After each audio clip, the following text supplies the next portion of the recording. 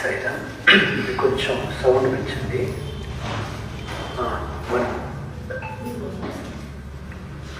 ఓం శ్రీ సైరా. జయ వాసవి, జయ జయ వాసవి. శుక్లాంబరధరం విష్ణుం శశివర్ణం చతుర్భుజం ప్రసన్నవదనం ధ్యాయేత్ సర్వవిఘ్నోపశాంతయే. గురు బ్రహ్మా గురు విష్ణు గురుదేవో మహేశ్వరః. గురు సాక్షాత్ పరబ్రహ్మ తస్మై శ్రీ గురవే నమః. ఓం సాయేశ్వరాయ విద్మహే సత్యదేవాయ ధీమహి తన్నః సర్వః ప్రచోదయాత్. ఓం భూర్భువస్సువః తత్సవితుర్వరేణ్యం భర్గో దేవస్య ధీమహి ధియో యో నః ప్రచోదయాత్. వ్యాసాయ విష్ణురూపాయ వ్యాసరూపాయ విష్ణవే నమో వై బ్రహ్మనిధయే వాసిష్ఠాయ నమో నమః. కూజంతం రామ రామేతి మధురం మధురాక్షరం ఆరోహ్య కవితాశకాం వందే వాల్మీకి కోకిలం. స్మృతి స్మృతి పురాణానాం ఆలయం కరుణాలయం. నమామి భగవత్పాదాం శంకరం లోకశంకరాం. వాగర్ధావివ సంపృక్తౌ వాగర్ధ ప్రతివర్తయే జగతః పితరౌ వందే పార్వతీ పరమేశ్వరౌ. శ్రీరామ రామ రామేతి రమే రామే మనోరమే సహస్రనామ తత్తుల్యం రామ నామ వరాననే. ఆపదామపహర్తారం దాతారం సర్వసంపదాం లోకాభిరామం శ్రీరామం భూయో భూయో నమామ్యహం. యత్ర యత్ర రఘునాథకీర్తనం తత్ర తత్ర కృతమస్తకాంజలిం. భాస్కవారి పరిపూర్ణలోచనం మారుతిం నమత రాక్షసాంతకం. వసుదేవ సుతం దేవం కంసచానూరమర్దనం దేవకీ పరమానందం కృష్ణం వందే జగద్గురుం.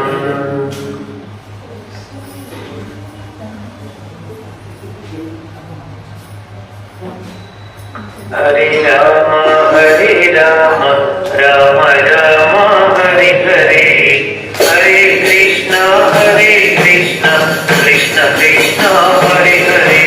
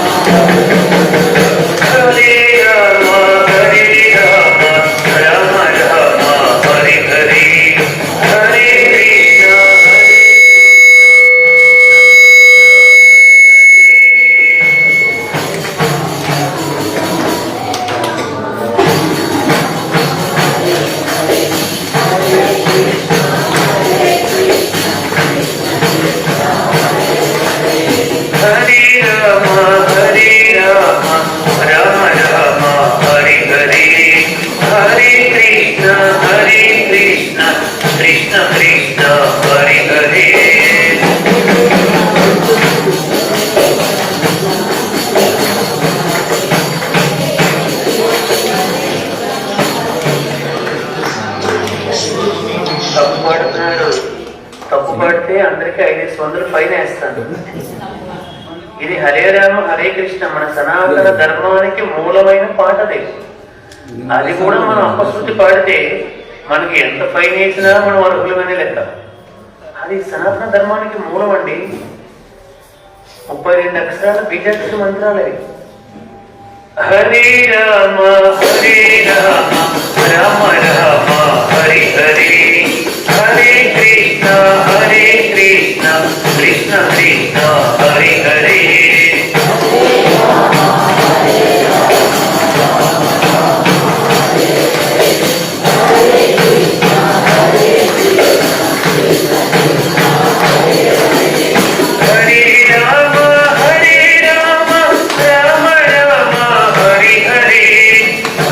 Krishna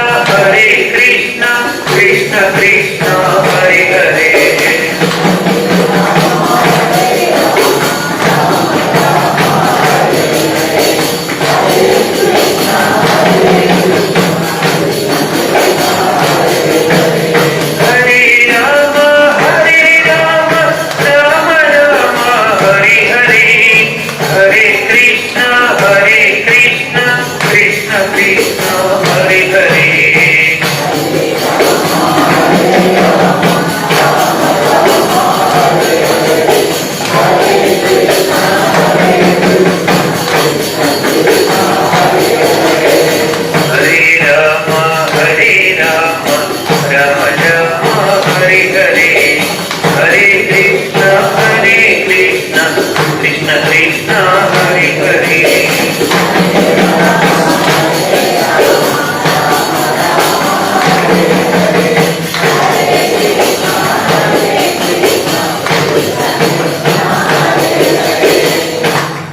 రామచంద్రమూర్తికి, సీతామాతకు, లక్ష్మణ స్వామికి, ఆంజనేయ స్వామికి, శ్రీ వాసవి కన్యకా పరమేశ్వరి మాతకు, భగవాన్ శ్రీ సత్య సాయి బాబాజీకి. స్వామివారి దివ్య అనుగ్రహంతో 5 రోజుల సత్సంగాల్లో భాగంగా 5వ రోజుకి చేరుకున్నాం. 4 రోజులు 2 చోట్ల, 2 రోజులు ఆంజనేయ స్వామి వారి దేవస్థానంలో, 1 రోజు సత్యనారాయణ స్వామి అంటే గణపతి సచ్చిదానంద స్వామి వారి ఆశ్రమంలో, 2 రోజులు ఇక్కడ మన అవోప వారి ఆధ్వర్యంలో మన charitable trust Mudiyam Krishnamurthy Satyaratnamma charitable trust వారి సహాయ సహకారాలతో మన బద్రీనారాయణ గారు వారి కుటుంబ సభ్యులందరి యొక్క ఆధ్వర్యంలో ఈ కార్యక్రమాలు వాళ్ళు పెట్టారు. చాలా సంతోషం మిమ్మల్ని అందరినీ కలవడం. ఇప్పుడే అమ్మవారి దగ్గరికి వెళ్ళి అక్కడ పూజా కార్యక్రమాల్లో పాల్గొని వచ్చారు. కాబట్టి అమ్మవారి గురించి ముందు చెప్పుకునే ప్రయత్నానికంటే ముందు నిన్నటి రోజు మనం ఎక్కడ ఆగామండి ఒకసారి చెప్తారు ఎవరైనా? నేను చెప్తున్నాను మీకు మీరు గట్టిగా చప్పట్లు కొట్టుకోండి, సంతోషం.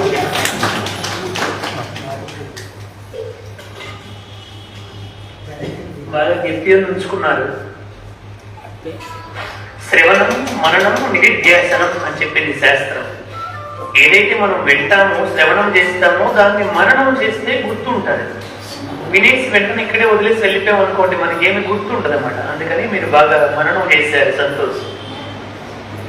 అయితే ఇక్కడ మనకి పెద్దలు ఏం చెప్తున్నారంటే, చదువులెన్ని చదివి చాలా వివేకి అయి మదిని తన్నెరుగడు మందమతుడు, ఎంత చదువు చదివి ఏ రీతి ఉన్నను హీనుడవ గుణంబు మానలేడు, తరచి చదువ తక్కవాదమే గాని పూర్ణ జ్ఞానం విపుడు పొందలేడు, చదువులెన్ని చదివి చావంగా నేటికి చావులేని చదువు చదవలేవు.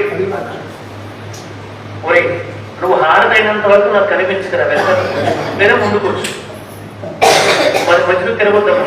బెస్ట్ ఫ్యాన్స్ వేసేలే, దోమలు కుడతా వేసేసి. సరే ఏం చెప్పారు?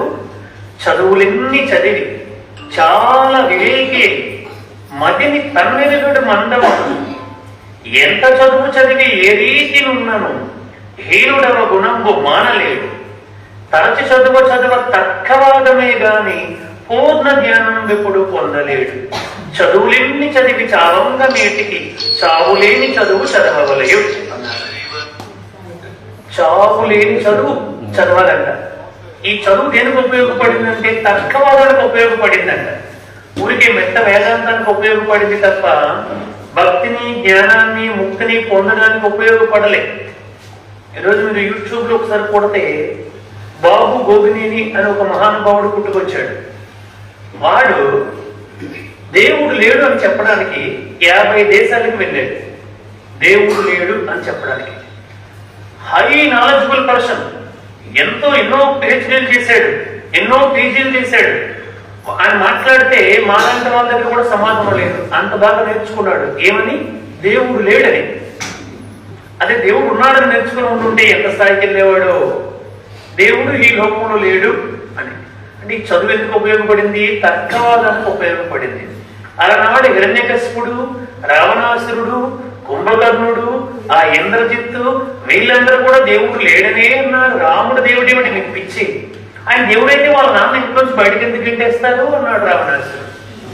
ఆయన దేవుడైతే వాళ్ళ కన్న తండ్రి ఇంట్లోంచి బయటకు గింటేశాడు కదా, ఎందుకు గింటేస్తాడు? సో ఆయన ఏదో తప్పు చేసి ఉంటాడు, అందుకే బయటకు గింటేశాడు అన్నాడు రావణాసురుడు. ఎవరితో? తన సోదరుడు కుంభకర్ణుడు. అన్నయ్య తప్పు కదా, వాళ్ళ భార్యను నువ్వు ఎత్తుకు రావడం తప్పు కదా అని కుంభకర్ణుడు అడిగాడు. వాడు నిద్రపోతే పోవచ్చు కానీ వాడికి బుద్ధి బాగానే పనిచేసింది.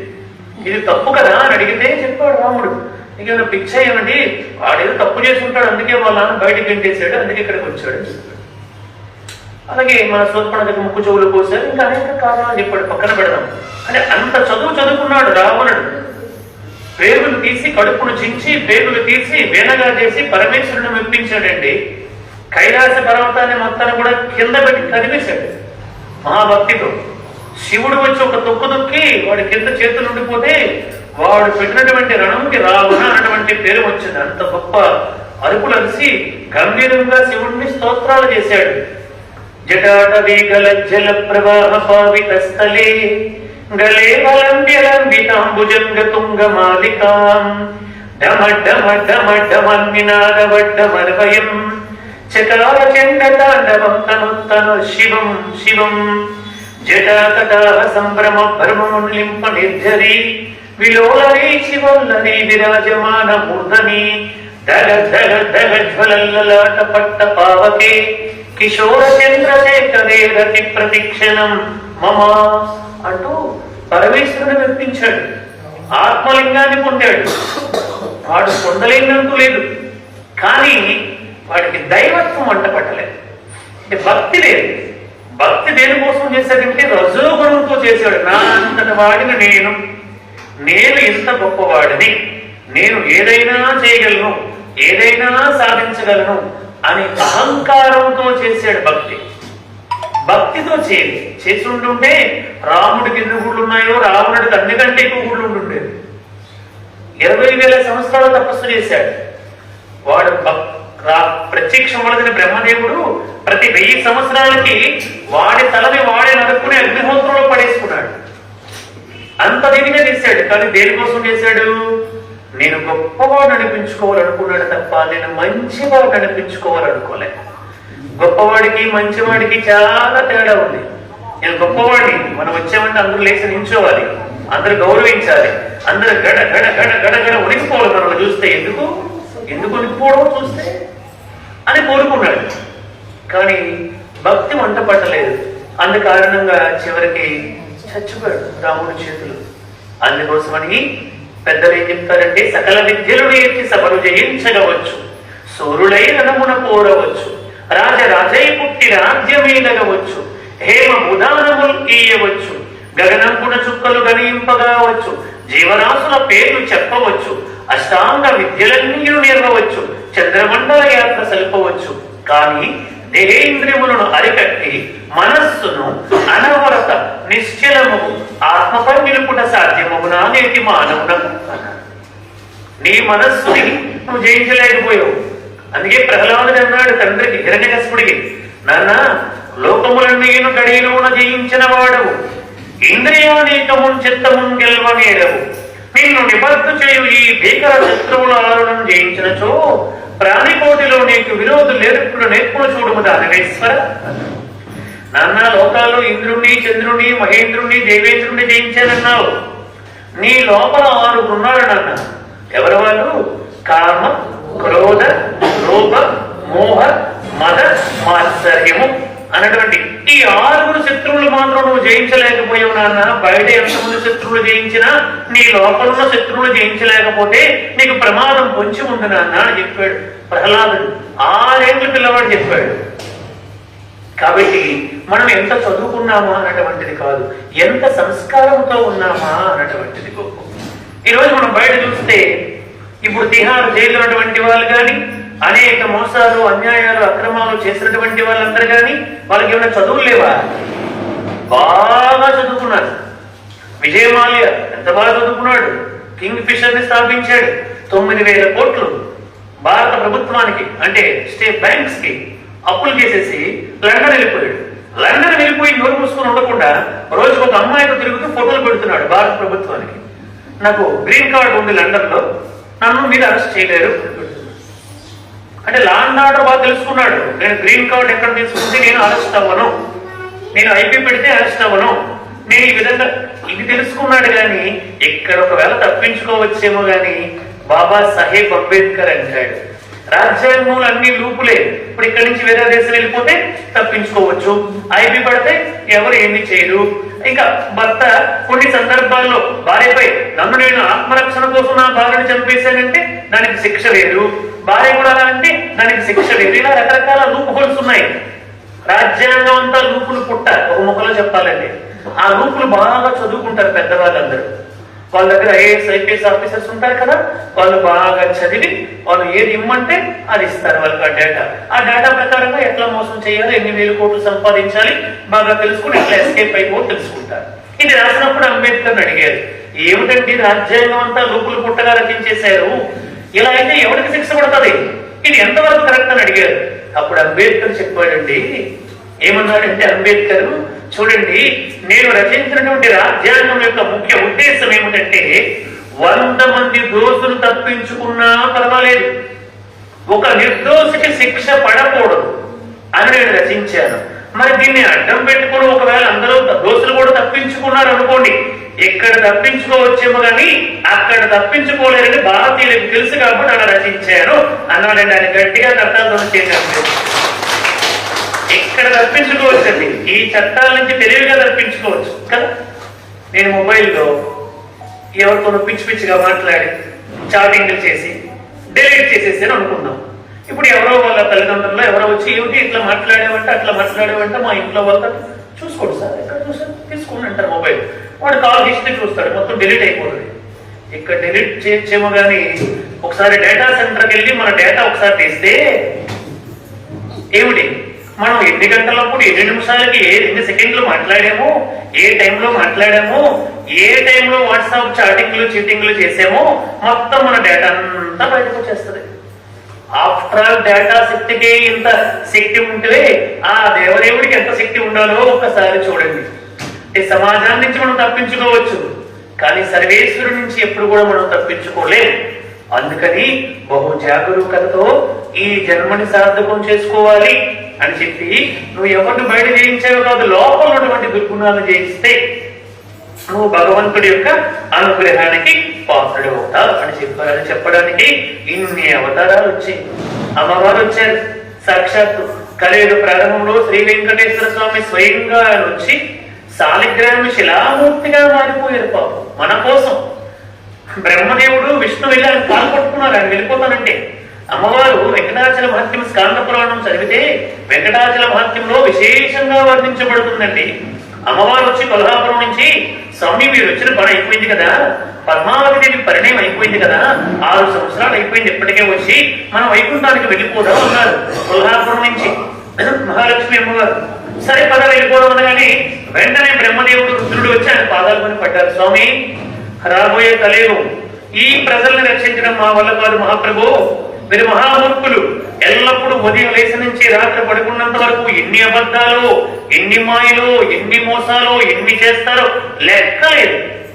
కాబట్టి వీరిని కాపాడు, మా వల్ల కాదు మహాప్రభు, నీవే ఇక్కడ ఉండు అని ప్రార్థన చేశారు కలియుగాంతం వరకు. నిజమే, ఈ కలియుగం చాలా ప్రమాదకరమైనటువంటిది. కాబట్టి యుగాంతం వరకు నేనే ఇక్కడ ఉండి ఈ కలియుగంలో మానవాళ్ళందరికీ భక్తిని, ముక్తిని, జ్ఞానాన్ని, వైరాగ్యాన్ని బోధిస్తానని స్వామివారు స్వయంగా శాలిగ్రామ శిలామూర్తిగా మారిపోయారు. అది వెంకటాద్రి యొక్క శక్తి అంటే. ఏడుకొండలవాడ వెంకటరమణ గోవింద గోవింద, ఆపద ముక్కులవాడ అనాథ రక్షక గోవింద గోవింద గోవింద గోవింద. అందుకే ఆయన కంటారు వేదోద్ధారణ, మందరాభరణ, పృథ్వీధర్మ నిర్మాణ, ప్రహ్లాద త్రాణ, బలి ప్రతాపన, నృపాకంగార నిర్వాహణ, వైదేహీ రమణ, ధనుంజయ జయవ్యాపార పారీణ, సోమీ దివ్యత్కరణ, తమోహరణ, తండ్రి శ్రీ వెంకటేశ ప్రభు అంటూ వేదాలని కీర్తిస్తూ వచ్చే. మన కోసం దేవుడు శిలగా మారిపోయాడు పాపం. మనం దేవుడిని తెచ్చుకోవడం వేరు, అంటే శిలామూర్తిని తెచ్చి ప్రతిష్ఠ చేసుకున్నాం, అది ఒకటి. స్వయంభూ విగ్రహాలు కొన్ని, ఇలా కాకుండా పాపం శరీరంతో వచ్చి శిలగా మారిపోయాడు. శరీరంతో వచ్చి కారణం ఏమిటి? అలా నేను ఉంటే తప్ప, అంత శక్తి ఉంటే తప్ప ఈ కలియుగంలో మానవులు భక్తి కలగదు వీళ్ళకి. వీళ్ళు ఉదయం లేచి నుంచి కూడా పొట్ట కోసం ఆలోచిస్తారు తప్ప కానా పీనా సోనా మరణ ఇది తప్ప ఇంకా ఏమి వీళ్ళు ఆలోచించరు అని ఆయనకి తెలుసు కాబట్టి మనపై అవ్యాజమైనటువంటి కరుణతో ఆయన వచ్చారు. కాలాన్ని ఎలా అర్థం చేస్తున్నాడు? బాల్యమందును పలువురుతో కూడి ఆటపాటలందు ఐక్యుడగును, యవ్వనం వలన కామనీలోనుడై కావచ్చుండు, మధ్య వయస్సు ద్రవ్యమార్జించుట ఎందు మునిగియుండు, ముదమి వచ్చిన గాని మురహరిని తలవక అది ఇది లేదని అలమటించి తాను పట్టిన వివిధ వ్యసనములు వీడలేక మట్టి కల్పుడు జన్మను మానవుడు. బాల్యము ఇప్పుడు చిన్నపిల్లడు వాడున్నాడు కదా, అటువంటి చిన్నపిల్లలు ఏం కోరుకుంటారు? 15 సంవత్సరాల లోపు పిల్లలందరూ కూడా బాల్యం. మా అమ్మ ఏదైనా సైకిల్ కొని పెడితే బాగును, మా నాన్న ఏదైనా బొమ్మ కొని పెడితే బాగును అనుకుంటారు పిల్లలు. బాల్యమందున పలువురుతో కూడి ఆటపాటలను ఐక్యుడగును, యవ్వనం కలిగిన కామనీలోనుడై కాలుచుండు. ఇంకా యవ్వనం వచ్చింది అనుకోండి, టచ్ చేస్తే కాలిపోతాడంట మనిషి, అంటే అంత వేడిగా ఉంటాడంట లోపల. కారణం ఏమిటి? కామం అంటే మనం అనుకునే తుచ్చమైన కామం కాదండి. కామం అంటే కోరికలు. సాయిబాబా గారు అయితే సరళంగా చెప్పారు. ఎట్లా ఉంటాయి కోరికలు అంటే, నేను మంచి బట్టలు వేసుకోవాలి, మంచి నగలు వేసుకోవాలి, మంచి బాగా అలంకరించుకోవాలి. నేను గనక రోడ్డు మీద నడిచి వెళుతూ ఉంటే ఆ అమ్మాయి లేదా ఆ అబ్బాయిని చూసినటువంటి వాడు ఎంత అందంగా ఉందో ఈ అమ్మాయి, ఎంత అందంగా ఉన్నాడు ఈ అబ్బాయి అని జనాలు అనుకోవాలని అనుకుంటాడంట మనిషి. ఎప్పుడు?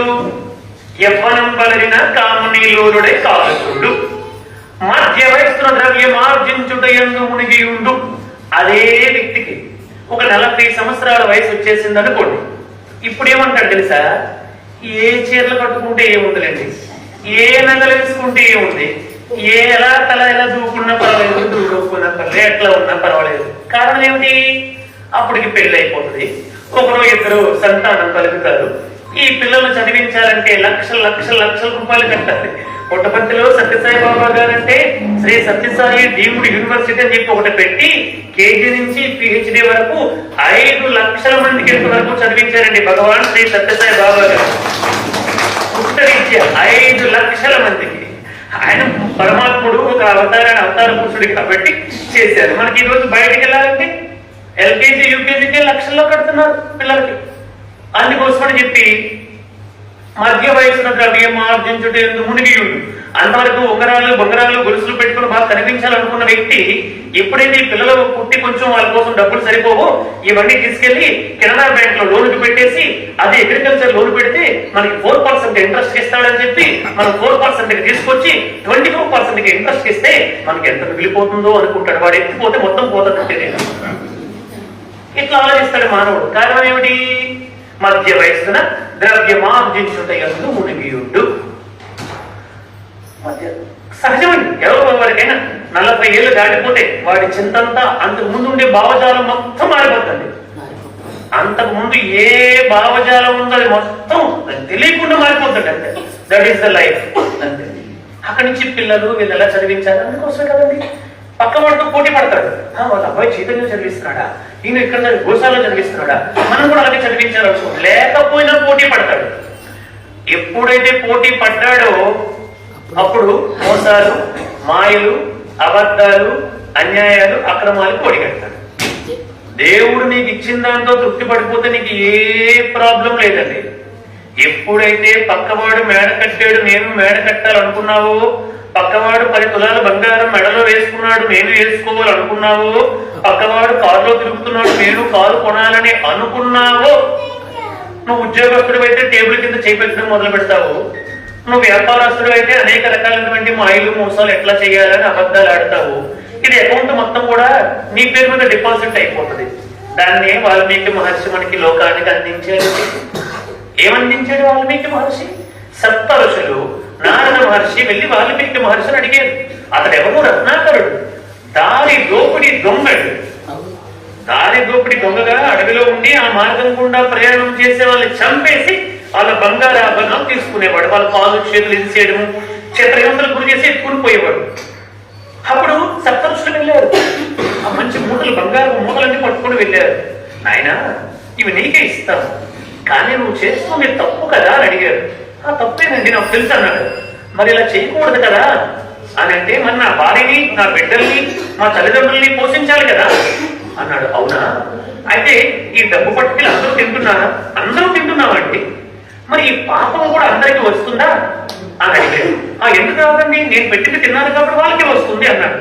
మేము ఇక్కడే ఉంటాము, ఒకసారి ఇంటికి వెళ్ళి అడిగిరండి అన్నారు వాల్మీకి. అంటే మీరు పారిపోవడానికి ప్లాన్ చేశారా అన్నాడు ఆయన. అయ్యో కాదయ్యా, ఇక్కడే ఉంటాం, ఇదిగో ఈ చెట్టు మొదటి పెడుతున్నాం, మా దగ్గర ఉన్నటువంటి ఆభరణాలు సొత్తంతా ఇక్కడ పెడుతున్నాం, వెళ్ళి నీ భార్యకి అడిగేసి, నీ తల్లిదండ్రులకు అడిగేసి, నీ బిడ్డలకు అడిగేసిరా అని చెప్పారండి. చెప్తే వాల్మీకి ఇంటికి వెళ్ళాడు. అదంతా ఇవన్నీ పక్కన కింద కింద పెట్టాలన్నమాట. సరే, ఇంటికి వెళ్ళి అడిగారు. అడిగితే ఏమన్నాడు? ముందు వాళ్ళ అమ్మ నాన్నగారికి అడిగాడు. ఇది మనందరి చరిత్ర అండి, మీరు శ్రద్ధగా వినండి. ఆ మధ్యలో ఏం చేసినా మీరు పట్టించుకోకండి, మీరు అటెన్షన్ నా మీద పెడితే మీకు శ్రద్ధగా అర్థమవుతుంది. వెళ్ళి వాళ్ళ అమ్మ నాన్నకి అడిగారు, నేను ఇంతవరకు ఈ డబ్బంతా సంపాదించి తెస్తున్నాను కదా, నేను ఎలా తెస్తున్నాను మీరు అడగలేదు. నేను చాలా దొంగతనాలు, మోసాలు, పాపాలన్నీ చేస్తున్నాను, అందరినీ కొడుతున్నాను, ఆ డబ్బంతా ఎత్తుకొని వచ్చేస్తున్నాను. మరి అది పాపము కదా అంటే అందులో మీకు వాటా వస్తుందంటే తండ్రి అన్నాడు, నాకెందుకు వస్తుంది అన్నాడు. అదేంటని వాళ్ళు మీకు ఆశ్చర్యపోయాడు.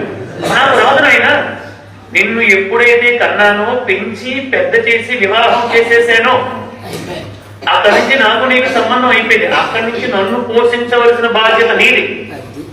వివాహం ఎప్పుడైతే జరిగిందో కుమారుడికి, అక్కడి నుంచి ఆ కొడుకు తల్లిదండ్రుల్ని పోషించాలి అని ధర్మశాస్త్రం చెప్తుంది. కాబట్టి నువ్వు ఎలా సంపాదిస్తావో నాకు అనవసరం, నన్ను పోషించవలసిన బాధ్యత నీది. కాబట్టి నీ పాపంతో నాకు సంబంధం లేదు అని చెప్పాడు తండ్రి. ఆశ్చర్యపోయి భార్య దగ్గరికి వెళ్ళాడు. కార్యేషు దాసి, కరణేషు మంత్రి, భోజ్యేషు మాత, శయనేషు రంభ భార్య అంటే. మరి ఆవిడ దగ్గరికి వెళ్ళి అడిగాడు. మనం ఎంత పుణ్యం చేసినా అర్ధ భాగం భార్యకి వెళ్ళిపోతుంది. పురుషుడు చేసినటువంటి పుణ్యములో అర్ధ భాగం భార్యకి వెళ్ళిపోతుందండి. పాపం పోదండి. పాపం నీ కోసం నీకు సరదా ఎక్కి చేసుకున్నావు, మన భాషలో చెప్పాలంటే. ఆమె నిన్ను పాపం చేయమని ప్రోత్సహించలేదు. ఎందుకు వెళ్ళిపోతుంది పుణ్యం అంటే, నీ కోసం నువ్వు ఎవరో తెలియకపోయినా, నువ్వు తాగుతావో, తందనాలు ఆడుతావో, కోపగొట్టోడువో, పిసినగొట్టోడువో, మంచివాడువో, ఎటువంటి వాడో కూడా తెలియకపోయినా నలుగురు పెద్ద మనుషులు కూర్చొని, అమ్మా ఇక్కడి నుంచి ఈయనే నీ భర్త, మేము సంబంధం సెటిల్ చేశామంటే తల ఉంచి తాళు కట్టుకుని నీ వెనకాతల వచ్చేసి నీకు వంశోద్ధారకు అందిస్తుంది. కాబట్టి భార్యకి అంత పెద్ద పేట వేసింది మన సనాతన ధర్మం. అందుకు నీవు చేసినటువంటి పుణ్యములు నీ భార్యకి సగభాగం వెళ్ళిపోతుంది. పాపం సంబంధమే లేదు ఆవిడకి. ఆవిడ కడిగితే ఆవిడ అదే చెప్పింది, నాకు సంబంధం లేదండి, మీరు ఎప్పుడైతే నా మెడలో 3 ముళ్ళు వేశారో ఆ క్షణం నుంచి నన్ను పోషించవలసినటువంటి బాధ్యత మీది, నన్ను సంతోషపెట్టవలసినటువంటి బాధ్యత మీది. కాబట్టి ఈ పాపాలతో నాకు ఎటువంటి సంబంధం లేదు అని భార్య చెప్పింది. చిన్నపిల్లలు ఇంకా వాళ్ళని ఎందుకు అడగాలి, ఇంటికి పిక్చర్ అర్థం అయిపోయింది. అర్థమైపోయి వెంటనే వచ్చాడు. ఇందులో కూడా అర్థ మహర్షి వచ్చారు. వాళ్ళ పాదాల పైన పడి, స్వామి నేను నా భార్య కోసం, నా బిడ్డల కోసం, నా తల్లిదండ్రుల కోసం ఇదంతా చేస్తున్నాను అనుకున్నాను, ఎన్ని పాపాలు చేశాను, నన్ను క్షమించండి, నాకేదైనా తరుణోపాయం చెప్పండి అని వాళ్ళ పాదాల పైన పడితే, రామనామాన్ని స్మరించండి నాయన, అంతకంటే తరుణోపాయం కూడా లేదు. నువ్వు చేసిన పాపం అంతా కూడా ప్రక్షాళన అవ్వాలంటే నువ్వు భగవంతుడి యొక్క నామాన్ని స్మరించాలి, నామ జపము చేయాలి. అది నిన్ను కడిగి శుభ్రము చేస్తాడు. మరలా వెళ్ళి కొత్తగా చేయమని కాదు, తెలియక చేసేవు కాబట్టి కడుక్కోవాలి. మళ్ళీ వెళ్ళి చేస్తానంటే ఇంకా దానికి ఎవరైనా, ఇప్పుడు మనకి చాలా మందికి షుగర్ వస్తుందండి, డాక్టర్ చెప్తాడు టాబ్లెట్, నువ్వు టాబ్లెట్లు వేసుకో టైంకి స్వీట్స్ తినొద్దని. మన వాళ్ళు అత్తడివి స్వీట్స్ 4 తినేసి వెంటనే టాబ్లెట్లు 4 వేసేసుకుంటున్నారు వీళ్ళు. ఆయన వద్దురా బాబు అని చెప్తే ఇట్లా చేస్తున్నారు. అది ఎప్పటికీ క్లియర్ కాదండి. అందుకని పాపాలు, మంత్ర జపం వల్ల పాపం పోతుందండి, గాయత్రి మంత్రం వల్ల ఖచ్చితంగా పాపం పోతుందండి. ఎప్పుడుది తెలియక చేసినటువంటి పాపం పోతుంది. ఓం భూర్భువస్సువః తత్సవితుర్వరేణ్యం భర్గో దేవస్య ధీమహి ధియో యోనః ప్రచోదయాత్. 24 బీజాక్షర మంత్రాలే. రామాయణం మొత్తం కూడా 24 బీజాక్షర మంత్రాలతో 24,000 శ్లోకాలతో వాల్మీకి మహర్షి రచించగలిగాడు. అందుకోసం అని చెప్పి ఆ మంత్రం అంత గొప్పది, మంత్రానికి అంత శక్తి ఉంది. కానీ ఆ మంత్రం నువ్వు చేయాలి కదా భక్తితో. అందుకోసం అని చెప్పి ఇప్పుడు మనకు అర్థమైంది ఏమిటి, మన పాప పుణ్యములతో మన తల్లిదండ్రులకు కానీ, మన భార్యకు కానీ, పిల్లలకు కానీ సంబంధము లేదు. మనం చేసింది మనమే అనుభవిస్తాము. ఈ జన్మలో అనుభవిస్తే ఈ జన్మలో అనుభవిస్తాము, ఈ జన్మలో అనుభవించకుండా మిగిలిపోయింది వచ్చే జన్మలో ఖచ్చితంగా మనమే అనుభవిస్తాము. ఉదాహరణ ఏమిటంటే మీరు అనొచ్చు, చూడండి భార్య భర్తలు ఎంత అన్యోన్యంగా ఉంటారు. తండ్రి కొడుకులు, తల్లి కొడుకులు అందరూ బాగుంటారు. అనారోగ్యం వచ్చింది అనుకోండి, నొప్పి వచ్చింది అనుకోండి, భార్య పక్కనే ఉండి నీకు కాఫీ టీ ఇవ్వగలదు తప్ప ఆ నొప్పి తీసుకోలేదు. భార్య తీసుకుంటుందా? తీసుకుంటుందండి. తల్లిదండ్రులు కానీ పిల్లలు కానీ అది ఎవరి కర్మ వారు అనుభవించడం అంటే అదే. పక్కనే ఉంటుంది భార్య. నీకు పాదసేవ చేస్తానేమో, నీకు ఏసీ ఆన్ చేయగలదేమో తప్ప నీ నొప్పి అయితే తీయలేదు ఆవిడ. భర్త కూడా అంతే. భార్యకు వస్తే భర్త కూడా ఏమీ చేయలేడు. కారణం ఏంటి? ఎవరు కర్మ చేశారో ఆ కర్మ ఫలితాన్ని వాడే అనుభవించాలి, ఎవరికి ఎటువంటి సంబంధము లేదు అని చెప్పేసింది మన యొక్క శాస్త్రం. అందుకని స్త్రీకి అంత పెద్ద పీట వేశారు. ఏమన్నారు? కైలాసే పార్వతీ పంచ క్షీరోదే సింధు కన్యక స్వర్గే చ స్వర్గలక్ష్మి మత్స్యలక్ష్మి భూతలే వైకుంఠే చ మహాలక్ష్మి దేవదేవి సరస్వతి రాజ్యలక్ష్మి రాజగేహే గృహలక్ష్మి గృహే గృహి. నీ ఇంట్లో ఉండే భార్య ఎవరు? గృహ లక్ష్మి. నిన్నటి రోజు చెప్పాను కదా, ఇది ఒకటి చెప్పి నేను కథలోనికి వెళ్ళిపోతాను. నిన్నటి రోజు కృష్ణ పరమాత్ముడికి 16,108 మంది భార్యలను చెప్పాను కదా. భాగవతంలో కుచేల ఉపాఖ్యానం అని గొప్ప ఉపాఖ్యానం ఉంటుంది. సరే, మనకి సమయం లేదు కాబట్టి ప్రధాన భాగాన్ని చెప్పుకుంటే, కృష్ణ పరమాత్ముడు ఎందుకు అంతమంది భార్యలు చేసుకున్నాడు? 8 మంది ప్రధాన భార్యలు ఉన్నారండి. రుక్మిణి, జాంబవతి, కాళింది, నాగనజితి, మిత్రవింద, సత్యభామ వీళ్ళందరూ ఉన్నారు. కాకుండా 16,100 మందిని, అంటే భార్య యొక్క స్థానాన్ని కృష్ణుడు ఈ లోకానికి ఎలా చెప్పాడో చూడండి. నరకాసురుడు అని చెప్పి ఒక మహామూర్ఖుడు ఉన్నాడండి, రాక్షసుడు. వాడు రాజకన్యలందరినీ ఎత్తుకుని పోయి తన జైల్లో సరసాల్లో బంధించాడు. శ్రీకృష్ణ పరమాత్ముడు సత్యభామతో కలిసి వెళ్లి యుద్ధము చేసి నరకాసురుడు సంహరించాడు. దానికి మనం దీపావళి చేసుకుంటున్నాం, అదే కదా నరక చతుర్దశి. సరే, సంహరించాడు. ఇప్పుడు 16,100 మందిని విడిపించాడు కృష్ణుడు. వాళ్ళందరూ బయటకు వచ్చి కృష్ణుడికి పాదాల పైన పడి నమస్కారం చేసి ఒక మాట అన్నారండి. అందరూ ముక్త కంఠముతో అన్నారు. ఏమన్నారంటే, కృష్ణ, నరకాసురుని సంహరించి మాకు చెరసాల నుంచి ముక్తి కలిగించావు, నీకు కృతజ్ఞతలు. కానీ ఇప్పుడు మేము ఇంటికి వెళ్తే మమ్మల్ని ఎవరు ఆదరిస్తారు, మమ్మల్ని ఎవరు పెళ్లి చేసుకుంటారు అని అడిగారండి. అంతే. అప్పుడు కృష్ణుడికి అర్థమైంది, నిజమే కదా, ఒక రాక్షసుడి దగ్గర ఇంతకాలం పాటు ఉన్నాడంటే, ఏడాది పాటు లంకలో ఉండి వస్తేనే వెరిరాముడు వంటి వాడు కాదని పేలాడే చాకలివాడు సీతాదేవికి. అటువంటిది నరకాసురుడి దగ్గర ఉండి వస్తే ఇంకా ఎవరైనా పెళ్లి చేసుకుంటారా? అందుకోసం అని చెప్పి శ్రీకృష్ణ పరమాత్ముడు ఏం చేశాడంటే, నాకు అర్థమైంది, ఏ స్త్రీ కూడా పెళ్లి కాలేదు అని బాధపడకూడదు. కాబట్టి మీ 16,100 మందిని నేనే పెళ్లి చేసుకుంటున్నాడు కృష్ణ పరమాత్ముడు. గట్టిగా ఆయన కరతాళ ధ్వనులు చేయండి. అంటే ఏ స్త్రీ కూడా తన కంటి వెంబడ కన్నీరు బొట్టు కార్చకూడదు అని నేనే పెళ్లి చేసుకుంటున్నాడు కృష్ణ. అంతే తప్ప అనేదో వాళ్ళతో సినిమాలకి, షికార్లకి, బీచ్లకి, పార్కులకి తిరగడానికి పెళ్లి చేసుకోలేదండి. ఈవిడికి పెళ్లి కాలేదు అంటే సమాజం కొంచెం చిన్న చూపు చూస్తుంది. కాబట్టి తర్వాత ఎక్కడో నరకాసురుడి దగ్గర ఉండి వచ్చారని లోకము కోడే కూస్తుంది. కాబట్టి స్త్రీ బాధపడకూడదని కృష్ణ పరమాత్ముడు యుగాంతం వరకు ఆయన చెడతారని తెలుసండి. ఇప్పటికీ మూర్ఖులు చాలా మంది, కృష్ణుడికే 3 మంది పిల్లలు ఉన్నారు, నువ్వు 5-6 చేసుకుంటే తప్పేం లేదులే అన్న మూర్ఖులు కూడా ఉన్నారు. మరి శ్రీకృష్ణ పరమాత్ముడు చిన్నప్పుడునే ఎన్నో గొప్ప గొప్ప పనులు చేశాడు కదా. 7 రోజుల పాటు గోవర్ధనగిరిని ఎత్తి ఇంద్రుడి యొక్క రాళ్ళవసం నుంచి కాపాడాడు. మరి నువ్వు కూడా ఏమైనా ఎత్తుతావా గోవర్ధనగిరిని? అబ్బాయి పెళ్లి చేసుకోవడానికి సిద్ధం. మరి గోవర్ధనగిరి పర్వతాన్ని ఎత్తాలి. కన్నులు తెరివని కడుచిన్ని పాపడై దానవి చదుపాలు త్రావి చంపి 3 నెలల నాడు ముద్దుల బారుడై కోపించి శకటంబు పూల ద్రోసి ఏడాది కుర్రడై తృణాభక్తుని మెడపట్టుకుని కూల్చి మృతుని చేసి తల్లి వెన్నెలుకునై తను రోజు కట్టంగా కుమరుడై మద్దుల పూల ద్రోసి పసుల గ్రేపులు కాచుచు బకుని చీరి వెలగతో వత్సదైత్యుని మ్రేసి కడిపే సవరుడై కరభక్తిని సంహరించే ఇతడు కేవలం మనుజుడే ఎంచి చూడ అంటాడు పుతనామాత్యుడు. మరి అన్ని కార్యక్రమాలు చేశాడు కదా, మరి నువ్వు ఏమైనా చేయగలుగుతావా? చేయలేదే. ముహూర్తం పెట్టినప్పుడు కూడా గర్గాచార్యుల వారు వచ్చి కృష్ణుడికి అన్నారు, కృష్ణ, ఒక ముహూర్తము అంటే 2 గడియలండి. ఒక గడియ అంటే 24 నిమిషాలండి. 16,000 మందిని పెళ్లి చేసుకునే లోపు దుర్ముహూర్తం వచ్చేస్తుంది కృష్ణ. ఏం చేయమంటావు అని అడిగాడు కృష్ణుణ్ణి. నువ్వు 16,000 మందిని 16,000 పెళ్లిపేట్ల మీద కూర్చోబెట్టు, నేను చూసుకుంటానన్నాడు కృష్ణుడు. అట్లా కాదు కృష్ణ, దుర్ముహూర్తములో స్త్రీమూర్తి మెడలో తాళి కట్టకూడదు కదా. నేను ఎంత ప్రయత్నం చేసినప్పటికీ కూడా నువ్వు ఒక్కొక్క స్త్రీ దగ్గరికి వెళ్ళి తాళి కట్టి పక్క వాళ్ళ దగ్గరికి వెళ్ళే లోపు చాలా టైం అయిపోతుంది అన్నాడు. నీకు ఎందుకయ్యా, నేను చెప్పాను కదా, నువ్వు 16,000 మందిని తీసుకుని రా కూర్చోబెట్టి అన్నాడు. కూర్చోబెట్టారు. అందరూ చూస్తూ ఉండగా 16,000 మంది కృష్ణుడిగా మారిపోయి 16,000 మంది గోపక స్త్రీలు ఒకేసారి తాళి కట్టాడండి కృష్ణ పరమాత్ముడు. అదే ఆయన యొక్క దివ్య శిక్ష. ఏకకాలంలో తాళి కట్టడం అంటే కృష్ణ పరమాత్ముడు భాగవతములో అద్భుతముగా వర్ణిస్తారు.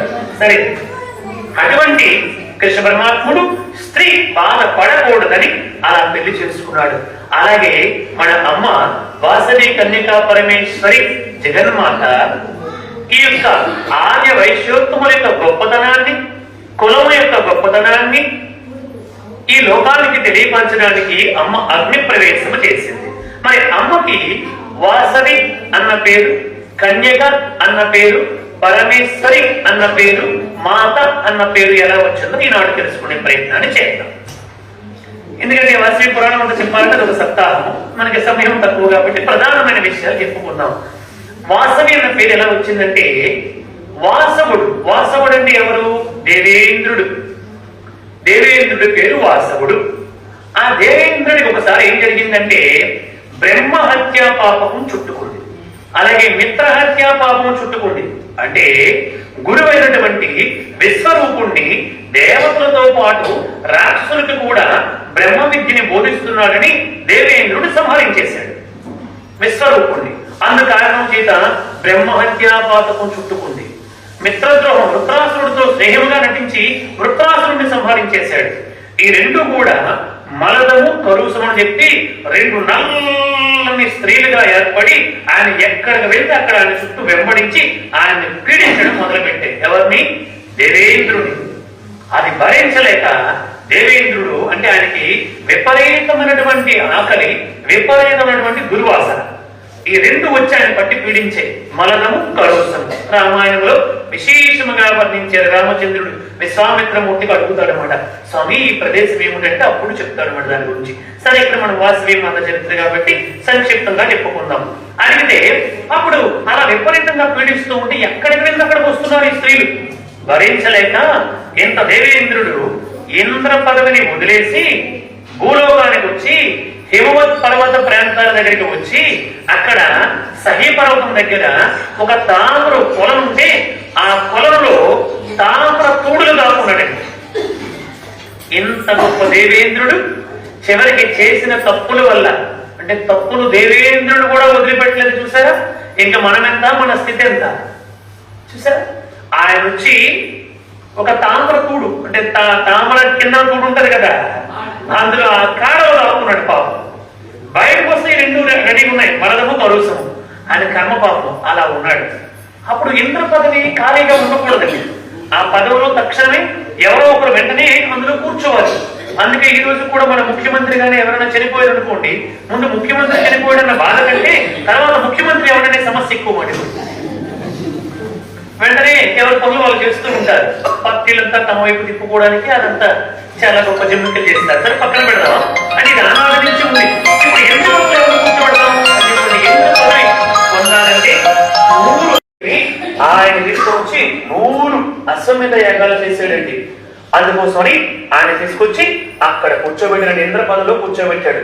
ఆ నహుషుడు కూర్చున్న కొద్ది రోజులు బాగానే ఉన్నాడండి. ఆ ఇంద్ర సింహాసనంలో కూర్చోబెట్టారు. అబ్బా, నేను ఎంత అదృష్టవంతుడు, నాకు మీరందరూ ఎంతో గౌరవించారు, నన్ను ఇక్కడ కూర్చోబెట్టారు అన్నాడండి. పదవి రాకముందు అందరూ అలాగే అంటారండి. ఏ పదవిలోనే పదవి వచ్చిన కొద్ది రోజులకి వాళ్ళ అసలు రూపం ఏమిటో బయటపడతారు అనమాట. అందుకని కొద్ది రోజులు అయిన తప్పకి ఏమన్నాడంటే నహుషుడు, నేను ఇంద్ర సింహాసనంలో కూర్చున్నాను కాబట్టి, 3 లోకాలకి నేను అధిపతిని అయ్యాను కాబట్టి ఇంద్రుడు భార్య సచీదేవి కూడా నా భార్య కావాలి అన్నాడు. చూశారు కదా, ఇదండి. అప్పుడు సచీదేవి ఎంతో బాధపడి గురువైనటువంటి బృహస్పతి దగ్గరికి వెళ్ళింది. గురుదేవా, ఆపత్కాలంలో ఆదుకోవలసింది నీవే. నా భర్త ఈ యొక్క బ్రహ్మహత్య పాపకం చుట్టుకుని ఎక్కడికి వెళ్ళిపోయాడు కూడా తెలియదు, కనిపించకుండా వెళ్ళిపోయాడు. ఇప్పుడేమో ఈ నహుషుడిని తీసుకొచ్చి ఇంద్ర పదవిలో కూర్చోబెట్టి ఆ నహుషుడు నేను తన భార్యని కావాలంటున్నాడు. ఇది ఎంతవరకు ధర్మం గురుదేవా, నాకు మార్గాన్ని చూపించని ప్రార్థన చేసింది సచీదేవి. అమ్మా, నువ్వు అమ్మని ప్రార్థన చేయి, ఈ లోకానికి అమ్మ తప్ప ఇంకెవరు దిక్కులేదు, తొందరగా అనుగ్రహిస్తాదమ్మ అని ఒక నవాగ్న మంత్రాన్ని, వేదికలపై మంత్రం చెప్పకూడదు కాబట్టి నేను చెప్పడం లేదు, నవాగ్న మంత్రాన్ని ఇచ్చారు. ఇస్తే ఆ మంత్రాన్ని ఆమె ఎంతో భక్తి శ్రద్ధలతో ప్రార్థన చేస్తూ ఉంటే అప్పుడు జగన్మాత ఆవిడికి ఆకాశ రూపంలో దర్శనమిచ్చి ఒక దూతికనిచ్చి నీ భర్త ఎక్కడ ఉన్నాడో ఈ దూతిక చెబుతుంది, అక్కడికి వెళ్ళు అని చెప్పారు. ఆ దూతిక అక్కడ హిమవత్ పర్వత ప్రాంతాల్లో ఒక తామర పొలంలో తామర కూడులు ఉన్నటువంటి దేవేంద్రుడి దగ్గరికి సచీదేవిని తీసుకుని వెళ్ళింది. అప్పుడు సచీదేవి వెళ్ళి, ప్రభు ఇక్కడ ఉన్నావా, ఇలా లోపల దాక్కున్నావా, ఏం చేస్తాను, నా కర్మ, నేను తప్పు చేశాను, ఆ తప్పుకి ఇలా శిక్ష అనుభవిస్తున్నాను, అదిగో బయటకు వస్తే ఆ నల్లగా ఉన్నటువంటి ఆ స్త్రీలిద్దరూ నన్ను పట్టి పీడిస్తున్నారు అని ఇంద్రుడు ఏడిస్తే ఇది జరిగిన విషయము. నహుషుడు ఇంద్రుడిగా కూర్చోబెట్టారు. ఆ నహుషుడు నేను తన భార్య కావాలంటున్నాడు, ఇది ఎంతవరకు ధర్మం ప్రభు అని అడిగితే ప్రస్తుతానికి నా దగ్గర శక్తి లేదు, నేను శక్తిహీనుడైపోయాను, నీవే జగన్మాతను ప్రార్థన చేయి అని చెప్పండి, నేను మానసికంగా ప్రార్థన చేస్తాను, బయటకు వచ్చి పూజించలేను అని చెప్పంటే అప్పుడు అమ్మ ఒక విగ్రహాన్ని ఇచ్చింది. అమ్మ ప్రత్యక్షమై సచీదేవి ఇదిగో ఈ విగ్రహానికి భక్తితో పూజ చేయి, నేను అప్పుడు నీకు ఒక మంచి ఆలోచన ఇస్తానంటే ఇంద్రుడు మానసికంగా సచీదేవి దేహముతో పుష్పాలను తీసుకొచ్చి అమ్మకు వేసి అమ్మ నువ్వే కాపాడాలి అని అమ్మని ప్రార్థన చేసింది. ఎందుకు, ఆవిడ జగన్మాత. అటువంటి అమ్మని ప్రార్థన చేస్తే ఆ అమ్మ ఒక ఆలోచన కలిగించింది సచీదేవి. అంటే మనకు వచ్చినటువంటి ఆలోచనలు కూడా పరమాత్మ యొక్క సంకల్పం వల్ల వస్తాయండి. చెడ్డ ఆలోచన కూడా సంకల్పమే, కానీ దాన్ని మనం చేయకూడదు. అంటే పూర్వజన్మ వాసన వల్ల చెడ్డ ఆలోచనలు వస్తాయి, మంచి ఆలోచన యజన్మ ప్రయత్నం వల్ల వస్తాయి. సరే, ఇప్పుడు అమ్మవారు ఆలోచన ఇచ్చారు, గొప్ప ఆలోచన. వెంటనే పరమానంద భరితురాలై అమ్మకి నమస్కారం చేసి అమ్మ గొప్ప ఆలోచన ఇచ్చావు, ఈ ఆలోచనతో నేను తప్పకుండా విజయాన్ని సాధిస్తానని పైకి వెళ్ళింది. వెళ్ళి ఆ నహుషుడికి కౌరు పెట్టింది. నహుషుడు నన్ను పెళ్లి చేసుకోవాలనుకుంటున్నాడు కదా, నన్ను పెళ్లి చేసుకుంటా, నేను ఆయన తప్పకుండా పెళ్లి చేసుకుంటాను. కానీ ఒక నియమము. ఏమిటా నియమము? సప్త ఋషులు నహుషుడిని పల్లకీలో మోసుకుని నా దగ్గరికి తీసుకుని వస్తే నేను నహుషుడిని పెళ్లి చేసుకుంటాను అని చెప్పిందండి. ఇది అమ్మ ఇచ్చినటువంటి ఆలోచన. ఎవరికి? సచీదేవి. అందుకే ఆవిడ చెప్పింది. వెంటనే నహుషుడు వచ్చి ఏ సప్తఋషులారా రండి, నన్ను పల్లకీలో మోసుకుని వెళ్ళండి అన్నాడు. ఓరని ఏమిట్రా నువ్వు, ఎంత తపస్సు చేస్తే మాత్రం, ఎన్ని అశ్వమేధ యాగాలు చేస్తే మాత్రం మమ్మల్ని పల్లకీలో మోసుకుని వెళ్ళమంటావా? అరే నేను ఇప్పుడు ఎవరిని? ఇంద్రుణ్ణి, 3 లోకాలకి అధిపతిని, నేను ఏం చెప్తే మీరు అది చేయాల్సిందే అని చెప్పి ఆజ్ఞాపించాడు. వీడికి పోయే కాలం దగ్గరికి వచ్చింది అని వాళ్ళు నిర్ణయించుకుని సరే అని చెప్పి నా కూర్చోని చెప్పి ఒక పల్లకీలో కూర్చోబెట్టారు. అగస్త్య మహర్షి చాలా పొట్టివాడు కానీ చాలా గట్టివాడు. రామచంద్రమూర్తికి ఆదిత్య హృదయాన్ని ఉపదేశం చేసినటువంటి వాడు అగస్త్య మహర్షి. రావణాసురుని సంహరించలేక రాముడు నిలబడిపోతే వాడిని ఎందుకు సంహరించలేకపోతున్నావు నాయన, ఇదిగో ఈ ఆదిత్య హృదయాన్ని నీకు చెబుతున్నాను, దీనిని పఠించి వాడిని సంహరించు అన్నాడు.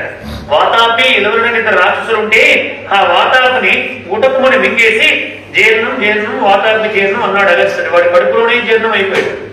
అప్పటి నుంచి పిల్లలకి ఎవరికైనా తింటే కొంచెం బొజ్జ ఎక్కువ వచ్చింది అనుకోండి, తల్లులు ఏం చేస్తారు, ఎవరైనా చూసిన వాళ్ళ దృష్టి పిల్లవాడి మీద పడిపోతుందని జీర్ణం వాతాపి జీర్ణం అని ఆ బిడ్డడికి ఇలా పాముతూ ఉంటారు.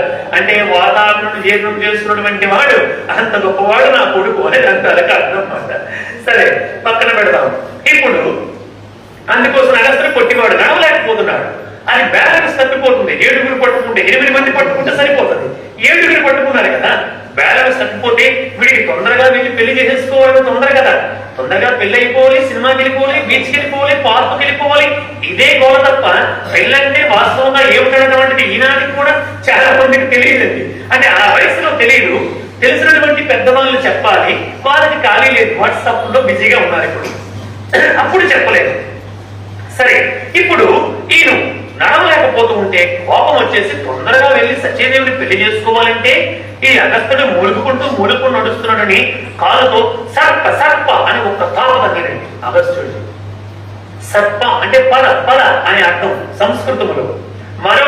ఉంది. అది కోపం వచ్చి ఏమిరా, సచీదేవి దగ్గరికి వెళ్ళడమే తప్పు, పెళ్లి చేసుకోవాలనుకోవడం తప్పు, మా చేత పల్లకి మోయించడం తప్పు, నన్ను కాలుతో సర్పని తంతావా, సర్పవా అన్నాడంటే, నువ్వు సర్పం అయిపోయి పడిపోదు కదా అన్నాడు. ఎప్పటి వరకు ఉన్నాడు తెలుసా? అది కృత యుగంలో జరిగిందండి. ద్వాపర యుగం వరకు పడిపోయాడండి. మళ్ళా నహుషుడికి అంటే బలన భీమసేనుడిని పట్టుకుంటే ధర్మరాజు వచ్చి ప్రశ్నలు అడిగితే ఆ ప్రశ్నలు చెప్పడం వల్ల విముక్తుడేడని నహుష ప్రశ్నలు అంటారు మహాభారతంలో. సరే, అది పక్కన పెడదాం. నువ్వు ఎప్పుడైనా పడిపోయాడు అంటే వాళ్ళ తపశక్తిని తొందరగా ఖర్చు పెట్టండి. ఇప్పుడంటే డబ్బులండి, కరెన్సీ. అప్పుడు తపస్సే వాళ్ళకి శక్తి, వాళ్ళకి తెలిసిపోయింది.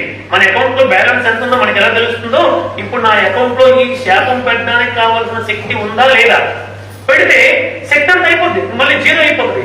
మళ్ళీ వీడు తపస్సు చేసి సంపాదించుకోవాలి. అందుకోసం తొందరగా పెట్టేవారు కాదు. కానీ వీడు అంతకంతకు ఎక్కువైపోతుంది. సత్యదేవిని పెళ్లి చేసుకోవాలనుకుంటున్నాడు కాబట్టి సర్పోభవ అని శాపం పెట్టాడు. అంతే, వాడు సర్పం అయిపోయి కొండ చలవై భూలోకంలో పడ్డాడు. ఇంద్ర పదవి ఖాళీ, అంతే. ఇప్పుడు అమ్మ జగన్మాత ప్రత్యక్షమైన ఆయన, ఇంద్ర ఇక్కడి నుంచైనా బుద్ధిగా ఉండు, వెళ్ళి అది సింహాసనం అంటే అదొక బాధ్యత నాయన, అది అధికారం కాదు, అహంకారం కాదు, అది ఆ సింహాసనం ఒక బాధ్యత. రాముడు అంటాడండి, శ్రీరామాంజనేయ యుద్ధం చూస్తే సీతాదేవితో రాముడు చెప్తాడు ఆ సింహాసనం యొక్క గొప్పతనాన్ని. సీతమ్మ ఏడుస్తుంది, రాముడు కాళ్ళు పడుతూ, ఎందుకు ఏడుస్తున్నావు సీత అని అడిగితే, స్వామి నీ భక్తుడికి నీకు యుద్ధమా, యయాతిని కాపాడుతానని చెప్పి ఆంజనేయ స్వామి శపథము చేశాడు. అదే యయాతిని సంహరిస్తానని రాముడు శపథము చేశాడు. ఆంజనేయ స్వామి కాపాడుతానన్నాడనే విషయము రాముడికి తెలియదు. రాముడు చంపుతానన్నాడనే విషయం ఆంజనేయ స్వామికి తెలియదు. తెలియక ఇద్దరు శపథం చేశారు. నేను యయాతిని సంహరిస్తాను అన్నాడు విశ్వామిత్రుడు కోరిక మేరకు రాముడు. స్వామి హనుమ అంజనాదేవి కోరుకుంది. అప్పటికి యయాతి చెబుతున్నాడు. చెప్పినా వినకుండా పంచమహాభూతముల సాక్షిగా, సూర్యచంద్రుల సాక్షిగా, సకల దిక్పాలకుల సాక్షిగా, యయాతి నీకు ఇదేనా ఆన, నేను బ్రతికి ఉండగా నిన్ను ఎవరు సంహరించకుండా నేను రక్షిస్తాను అన్నాడు. ఆంజనేయ తొందరపడి శబదం చేసేవయ్యా, నన్ను సంహరిస్తానన్నది ఎవరో తెలుసా అంటే, ఎవరు అంటే శ్రీరాముడు అనగానే నాకు బిత్రపోయి కాలు మీద పడిపోతాడు పాపం. అప్పుడు అంగదుని దూతగా పంపిస్తాడు, నన్ను క్షమించమని చెప్పు, నేను పొరపాటున రాముడు సంహరిస్తాడని తెలియక నేను మాట ఇచ్చాను అంటే, అప్పుడు అంగదుడు వెళ్ళి చెప్పి సీతమ్మ దగ్గరికి వెళ్ళి చెప్తే అప్పుడు రాముడు ఒప్పుకోడు. లేదు, నేను నా గురువుకు మాట ఇచ్చాను, ఆయన తల్లి మాట ఆయనకి గొప్పదైతే నా గురువుకి ఇచ్చిన మాట నాకు గొప్పదే, నేను సంహరిస్తానంటాడు. అప్పుడు సీతమ్మ కాలు పడుతూ ఏడుస్తుంది. ఆ కన్నీళ్ళు వచ్చి రాముడు కాళ్ళ మీద పడి రాముడు లేచి, సీత ఎందుకోసం ఏడుస్తున్నావంటే, స్వామి అంత మహాభక్తుడు మిమ్మల్ని నన్ను కలపడానికి ఎన్ని కష్టాలు పడ్డాడు, లంకలో వాళ్ళు పుట్టిన దెబ్బలన్నీ తిన్నాడు, ఆ ఇంద్రజిత్తేసినటువంటి బ్రహ్మాస్త్రానికి కట్టుబడిపోయాడు, తోటకు నిప్పు పెట్టి ఊరంతా ఊరేగించాడు, ఎన్ని ఇబ్బందులు పడ్డాడు స్వామి మనల్ని కలపడానికి. అటువంటి ఆంజనేయ స్వామి పైన మీరు యుద్ధానికి వెళ్ళడమా, ఇది ధర్మమా అని అడుగుతుంది సీతమ్మ. ఏడుస్తూ అడుగుతుంది. అప్పుడు చెప్తాడు రాముడు, సీత ఈ నెత్తి పైన పెట్టుకున్న కిరీటం ఉంది కదా, ఇది చూడడానికి వజ్ర వైడూరి మర్కత మాణిక్యాలతో పొదగబడి ఉంటాది, కానీ ఇది కొన్ని కోట్ల బాధ్యతలతో కూడుకున్నటువంటిది సీత. ఇది సామాన్య ప్రజలకి అర్థం కాదు, ఇది అనేక ధర్మాలతో కూడుకున్నటువంటిది. ఈ ధర్మ మీమాంస నీకు అర్థం కాదు. ముందుకు వెళ్తే ఆ ధర్మము పొరపాటు పడితే పాపం వస్తుంది, వెనక్కి వెళ్తే ఇంకొక ప్రమాదం వస్తుంది, కాబట్టి ఇది సామాన్యమైనటువంటిది కాదు సీత అంటాడు స్వామి హనుమ. అలాగే ఇక్కడ కూర్చున్నటువంటి సింహాసనం అంటే అదేమిటంటే చాలా పెద్ద బాధ్యత. అది అధికారం అహంకారం కాదు. మన అందరికీ చాలా పదవులు ఉంటాయి, బాధ్యతలు ఉంటాయి అన్ని సంస్థల్లో కూడా.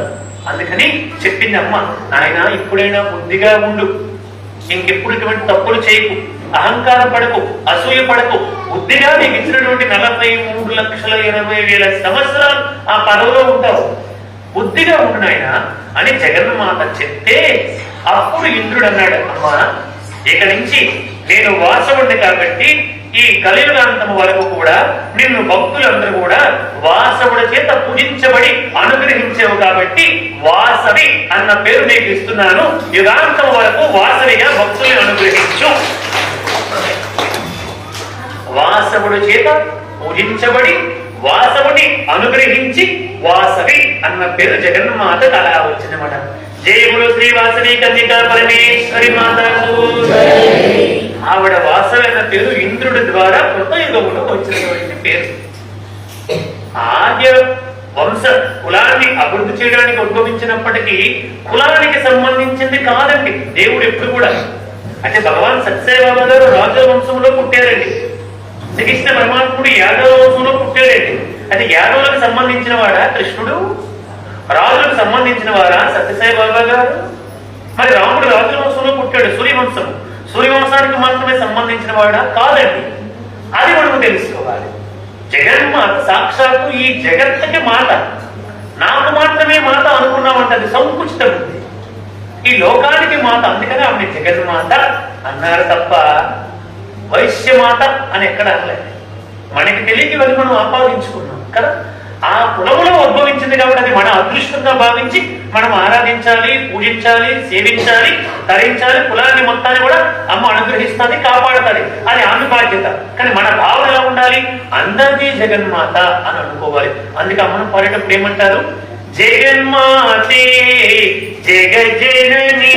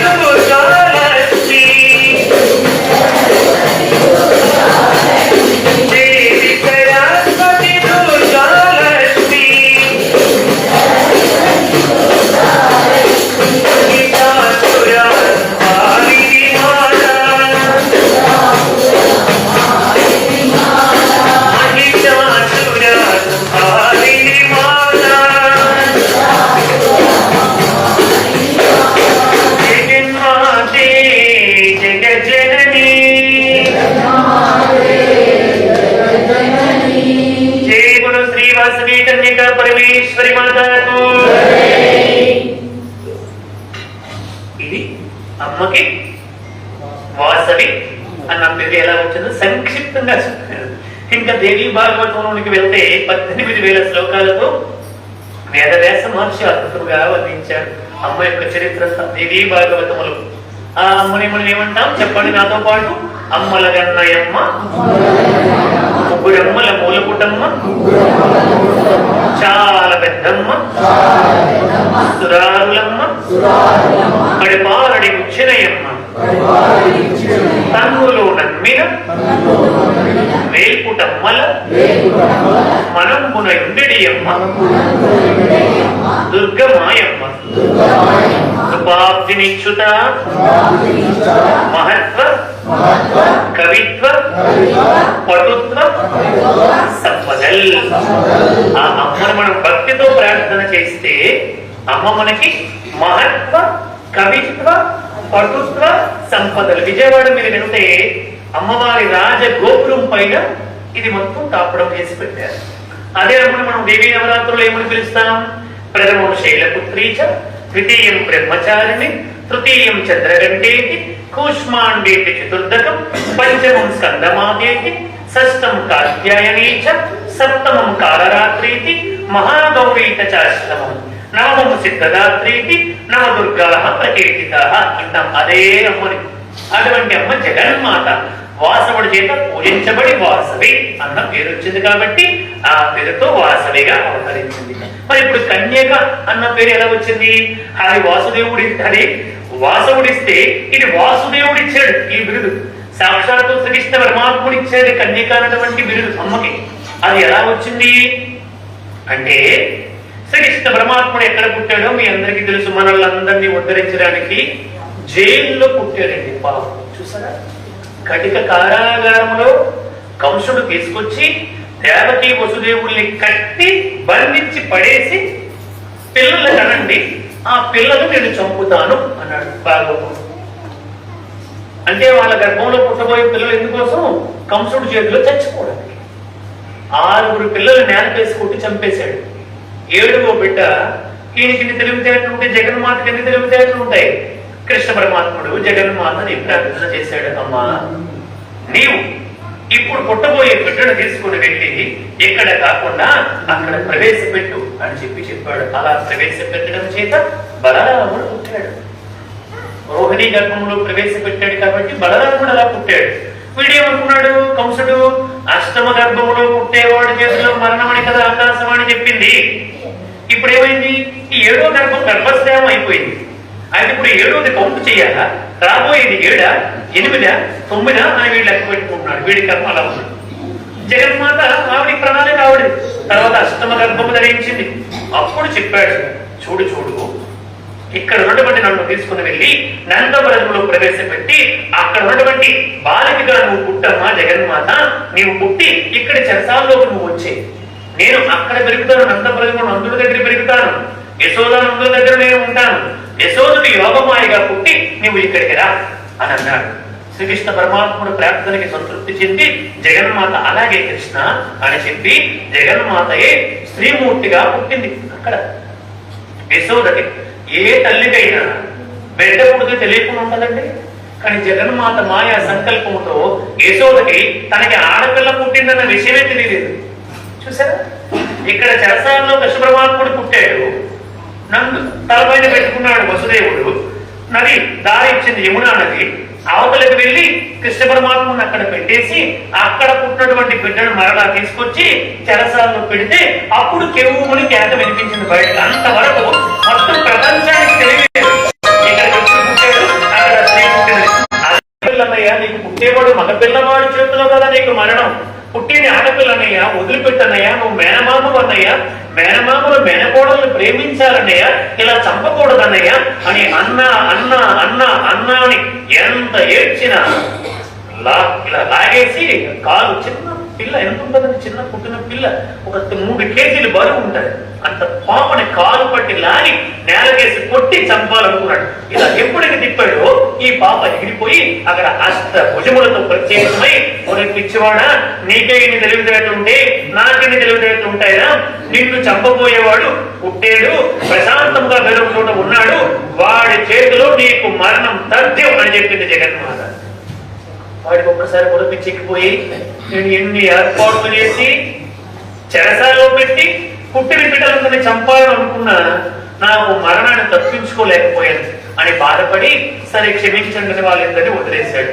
అప్పుడు కృష్ణ పరమాత్ముడు, అమ్మ నా కోసం ఇక్కడ ఉన్నటువంటి బలరాముని అక్కడ ప్రవేశపెట్టావు, మరలా నీవు యోగమాలిగా పుట్టి అక్కడ పుట్టి యశోదకు పుట్టి ఇక్కడికి వచ్చి పెరిగి వాడికి బుద్ధి చెప్పావు కాబట్టి నా కోసం ఇంత మేలు చేశావు. ఆ కంసుడికి దొరికిపోకుండా నన్ను జాగ్రత్తగా తప్పించావు.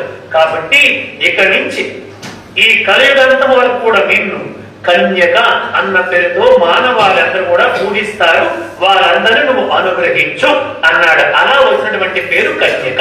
కృష్ణ పరమాత్మ పెట్టాడు. 14 పేర్లు పెట్టాడు. కుమిద, జగదంబ, మాధవి, మహేశ్వరి, వైష్ణవి, ఇలా అనేక పేర్లను కన్యక అని పెట్టాడు. అమ్మ ఈ కన్యక నామముతో నువ్వు కలియుగంతం వరకు కూడా మానవాళ్ళందరినీ కూడా అనుగ్రహించు అన్నాడు.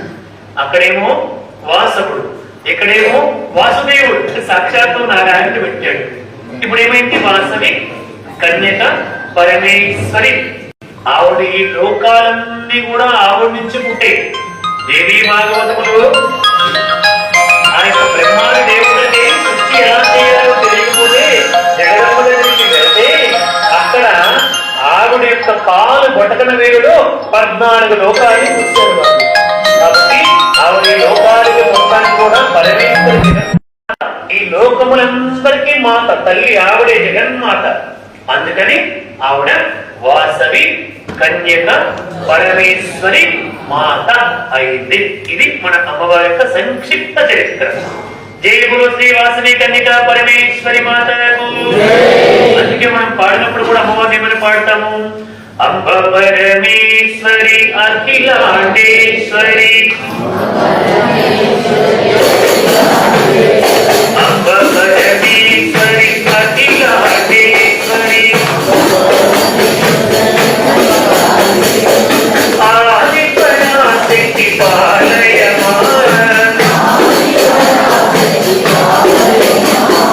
ఆది పరాశక్తి పాలయమాన, అంబ పరమేశ్వరి అఖిలాండేశ్వరి, శ్రీభువనేశ్వరి రాజరాజేశ్వరి, శ్రీభువనేశ్వరి రాజరాజేశ్వరి, ఆనందమోహని పాలయమాన, పరమేశ్వరి అఖిలాండేశ్వరి, ఆది పరాశక్తి పాలయమాన, ఆది పరాశక్తి పాలయమాన, పరమేశ్వరి అఖిలాండేశ్వరి, శ్రీమణీశ్వరి రాజరాజేశ్వరి, ఆనందవిలయని పాలయమాన, పరమేశ్వరి అఖిలాండేశ్వరి. అది అమ్మ యొక్క చరిత్ర. అయితే సౌనికాది మహామునుడు సూత మహర్షిని ప్రశ్నించారు. మళ్ళీ సకల పురాణాలు సకల చరిత్రలు సూతుడే ఈ లోకానికి అందించాడు. చాలా గొప్పవాడు. 86,000 మంది ఋషులు నైమిసారణ్యంలో, మీరందరూ తీర్థయాత్రలో నైమిసారణ్యానికి వెళ్ళి ఉండి ఉంటారు. ఆ నైమిసారణ్యములో 86,000 మంది ఋషులు కూర్చొని ఆయన ప్రశ్నిస్తే వాళ్ళందరికీ ఈ చరిత్రలన్నీ కూడా చెప్పాడు. చెబుతూ ఆయన అడిగారు, స్వామి మరి అమ్మ ఈ లోకానికి మరి దక్షుడు కుమార్తె దాక్షాయణిగా ఎందుకోసం వచ్చింది? ఆ చరిత్ర ఏమిటో మాకు చెప్పండి. శివపురాణ అంతర్గతంగా చెబుతున్నాను కాబట్టి. ఆవిడ దాక్షాయణిగా ఎలా వచ్చింది? జగన్మాత నుంచే ఈ లోకాలన్నీ వచ్చాయన్నావు, మరలా ఆవిడ దాక్షాయణి దక్షుడికి కుమార్తెగా ఎలా అయ్యింది? ఆ చరిత్రను మాకు తెలియపరచు అని అడిగితే సూతుడు చెప్పాడన్నమాట. ఏమన్నాడంటే, ఒకసారి కాలకేయులు అని కొన్ని కోట్ల మంది రాక్షసులు పుట్టుకొచ్చారంట. కాలకేయులు మహాక్రూరుడు వారు, కాలపూట విషముతో సమానమైన వారు. కొన్ని కోట్ల మంది రాక్షసులు పుట్టారు. అప్పుడు దేవతలందరూ కూడా వచ్చి పరమేశ్వరుని ప్రార్థన చేసి విష్ణుమూర్తిని ప్రార్థన చేస్తే త్రిమూర్తుల ముగ్గురు కూడా బ్రహ్మ విష్ణువు రుద్రుడు వెళ్ళి వాళ్ళతో కొన్ని వేల సంవత్సరాల పాటు యుద్ధము చేసి ఆ కోట్ల మంది కాలకేయులు సంహరించారు. సంహరిస్తే వాళ్ళు ఆ విజయోత్సాహంతో ఇంటికి వచ్చారు. అందరూ కూడా హరహర మహాదేవ శంభో శంకర అంటూ శివుణ్ణి గొప్పగా ఊరేగింపు చేసి తీసుకొచ్చారు. అక్కడేమో విష్ణుమూర్తిని వైకుంఠానికి గొప్పగా ఊరేగించి నారాయణ వాసుదేవ జగన్నాథ అంటూ ఆయన తీసుకుని వెళ్ళారు. పార్వతి అంటే ఉన్నటువంటి జగన్మాత అడిగింది, ఏమిటండి ఎంత కోలాహలం ఏమిటి, వీళ్ళందరూ ఊరేగింపులు ఏమిటి, ఈ సన్మానాలు ఏమిటి, ఏమిటిదంతా అని అడిగింది. ఎవరికి? పరమేశ్వరుడికి. అడిగితే పరమేశ్వరుడు చెప్పాడు, ఏమిటి, నేను ఆ నారాయణుడు కలిసి కోట్ల మంది కాలకేయులు సంహరించాము. ఇంతవరకు వాళ్ళెవరూ సంహరించలేకపోయారు. మా ఇద్దరమే యుద్ధం చేసి వాళ్ళు మట్టు పెట్టారు అన్నాడు శివుడు గర్వంగా. గర్వపడితే దేవుడు సహించడండి. ఆనందపడితే పర్వాలేదు, ఒప్పుకుంటాడు. ఇప్పుడు మీకు ఎవరికైనా బాగా చూడకుండా 700 శ్లోకాలు భగవద్గీత చదువుకోండి, నాకు దేవుడి దేవుడు వచ్చండి, భగవద్గీత అంతా వచ్చండి అంటే తప్పులేదు, పోనీలే అని ఊరుకో. నాకే వచ్చండి అన్నావు అనుకో, మొట్టమొదటి శ్లోకమే గుర్తురాక ధర్మక్షేత్రే కురుక్షేత్రే, తర్వాత ఏంటి సెలవుడు అంటావు, గుర్తురాదు.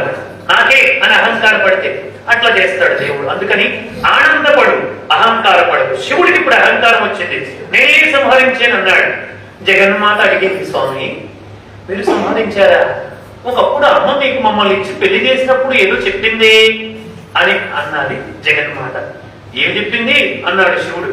అంటే వీళ్ళ వల్ల మీకు ఆ శక్తి వస్తుంది, అంటే మీ భార్యల వల్ల మీకు ఆ శక్తి వస్తుంది, మీకు శక్తి లేదు, అందుకే సృష్టి ఎలా చేయాలో మీకు తెలియలేదు, అందుకే ఈ త్రిమాతల ముగ్గురిని మీ త్రిమూర్తుల ముగ్గురికి ఇచ్చి వివాహం చేస్తున్నానని కదా అమ్మ మణిద్వీపములో మీ ముగ్గురికి ఇచ్చి ఆ ముగ్గురి వివాహం చేసింది అని అడిగింది. ఏమిటి మీ వల్ల మాకు శక్తి రావడం ఏంటి, మీరు ఉంటే ఏమిటి పోతే ఏమిటి అని శివుడు విశేషంగా దూషించాడు అమ్మవారిని. మా వల్లే శక్తి వస్తుంది మీకు, మీ వల్ల మాకు శక్తి ఏమిటి అని దూషించగానే అక్కడ నారాయణ కూడా అలాగే దూషించాడు. ఇది శివపురాణం కాబట్టి శివుడి కోసం చెప్తాడు. తక్కువని అక్కడ ఉన్నటువంటి జగన్మాత, అక్కడ ఉన్నటువంటి లక్ష్మీదేవి అదృశ్యమైపోయాడు. ఎప్పుడైతే అదృశ్యమైపోయారో శివుడు ఉన్నవాడు ఉన్నట్టుగా పడిపోయాడు, విష్ణుమూర్తి ఉన్నవాడు ఉన్నట్టుగా పడిపోయాడు. చూడండి, అలా పడిపోతే దేవతలు ఇదేమిటి, శివుడిలా పడిపోయాడు ఏమిటి, నారాయణుడు ఇలా పడిపోయాడని చెప్పి వాళ్ళు బ్రహ్మదేవుడి దగ్గరికి వెళ్తే బ్రహ్మదేవ ఏమిటి మీరు ఇద్దరు ఇలా పడిపోయారని చెప్పంటే, నాయన అది అమ్మ ఆడే ఒక నాటకం. జగన్మాత మా ముగ్గురికి మణిద్వీపములో పెళ్లి చేసింది. ఈ యొక్క పార్వతీదేవిని, సరస్వతీదేవిని, లక్ష్మీదేవిని మాకు ఇచ్చి అమ్మ పెళ్లి చేసింది. ఆ ముగ్గురు అమ్మలో నుంచి వచ్చారు, ఆ ముగ్గురిని మాకు ఇచ్చి పెళ్లి చేసింది. పెళ్లి చేసినప్పుడే అమ్మ చెప్పింది, ఎప్పుడు అహంకరించకండి, వీళ్ళ ఉండడం వల్లే మీ ఉనికి, వీళ్ళ ఉండడం వల్లే మీకు గౌరవం, వీళ్ళ వల్లే మీకు ఆనందము, కీర్తి, శాంతి, సుఖము, సంతోషము అని చెప్పింది. కానీ ఇప్పుడు శివుడు అహంకారపడ్డాడు. అందుకని వాళ్ళకి బుద్ధి కలగడానికి నేను ఇచ్చినటువంటి శక్తుల్ని నాలోకి తీసేసుకున్నాను. భార్య లేకపోతే భర్త పరిస్థితి ఎలా ఉంటుందో లోకానికి తెలియాలని ఇలా చేశాను అని చెప్పారని. భార్య లేనటువంటి భర్తలందరి పరిస్థితి కూడా అంతే. ఇటు ఉన్న వాళ్ళు ఉంటేనే ఇటు ఉన్న వాళ్ళందరూ కూడా సంతోషంగా ఉంటారు. మీరు గట్టిగా కర్తార్థం చేసుకోండి అని శివపురాణం చెబుతుంది. శివపురాణంలో చెప్పబడి ఉండమాట. అందుకని భార్య లేకపోతే భర్త, అది శాస్త్రం అండి, ధర్మము. సరే, అందుకోసం ఇప్పుడు వాళ్ళిద్దరూ అంతర్ధానం అయిపోయారు ఆయన అని చెప్తే అప్పుడు అందరూ కూడా మళ్ళీ అమ్మ ఇలా శివుడు ఇలా ఉంటే లోకం ఏమనుకుంటుంది, విష్ణువు ఇలా పడిపోతే లోకం ఏమనుకుంటుంది, ఎంత బాగా లేకపోయినా శివుడు ఇలా పడిపోతే విష్ణువు ఇలా పడిపోతే ఈ లోకం ఏమనుకుంటుందని దేవతలు బ్రహ్మదేవుడు అమ్మని అనేక విధాలుగా ప్రార్థన చేస్తే, సరే తాత్కాలికంగా వాళ్ళకి శక్తిని ఇస్తారు, అంటే వాళ్ళు అలా పడిపోకుండా లేచి కూర్చుంటారు, వాళ్ళ పనులు వాళ్ళు చేసుకోగలుగుతారు. కానీ వాళ్ళు అవమానించారు కాబట్టి శాస్త్రోక్తంగా మరలా పుట్టాల్సిందే, మరలా పెళ్లి చేసుకోవాల్సిందే. శాస్త్రోక్తంగా పెళ్లి అయిన తర్వాతే వాళ్ళకి సంపూర్ణ శక్తి వస్తుంది అని చెప్పింది జగన్మాత. భార్య ఉన్నంత వరకే మనకి ఎడమవైపు ఉత్తరీయం ఉంటుందండి, భార్య లేకపోతే మనకి ఎడమవైపు ఉత్తరీయం చేసుకోవడానికి అనర్హులం. గొప్ప గొప్ప కార్యాలు కూడా పక్కన పెడతారు. సనాతన ధర్మం కూడా మనకు ఉండటం మంచిది. సరే, ఇక్కడికి వస్తే అలా ఎప్పుడైతే చెప్పారో చెప్పేసరికి అందరు కూడా శివుడికి విష్ణువుకి తాత్కాలికంగా శక్తి వచ్చింది.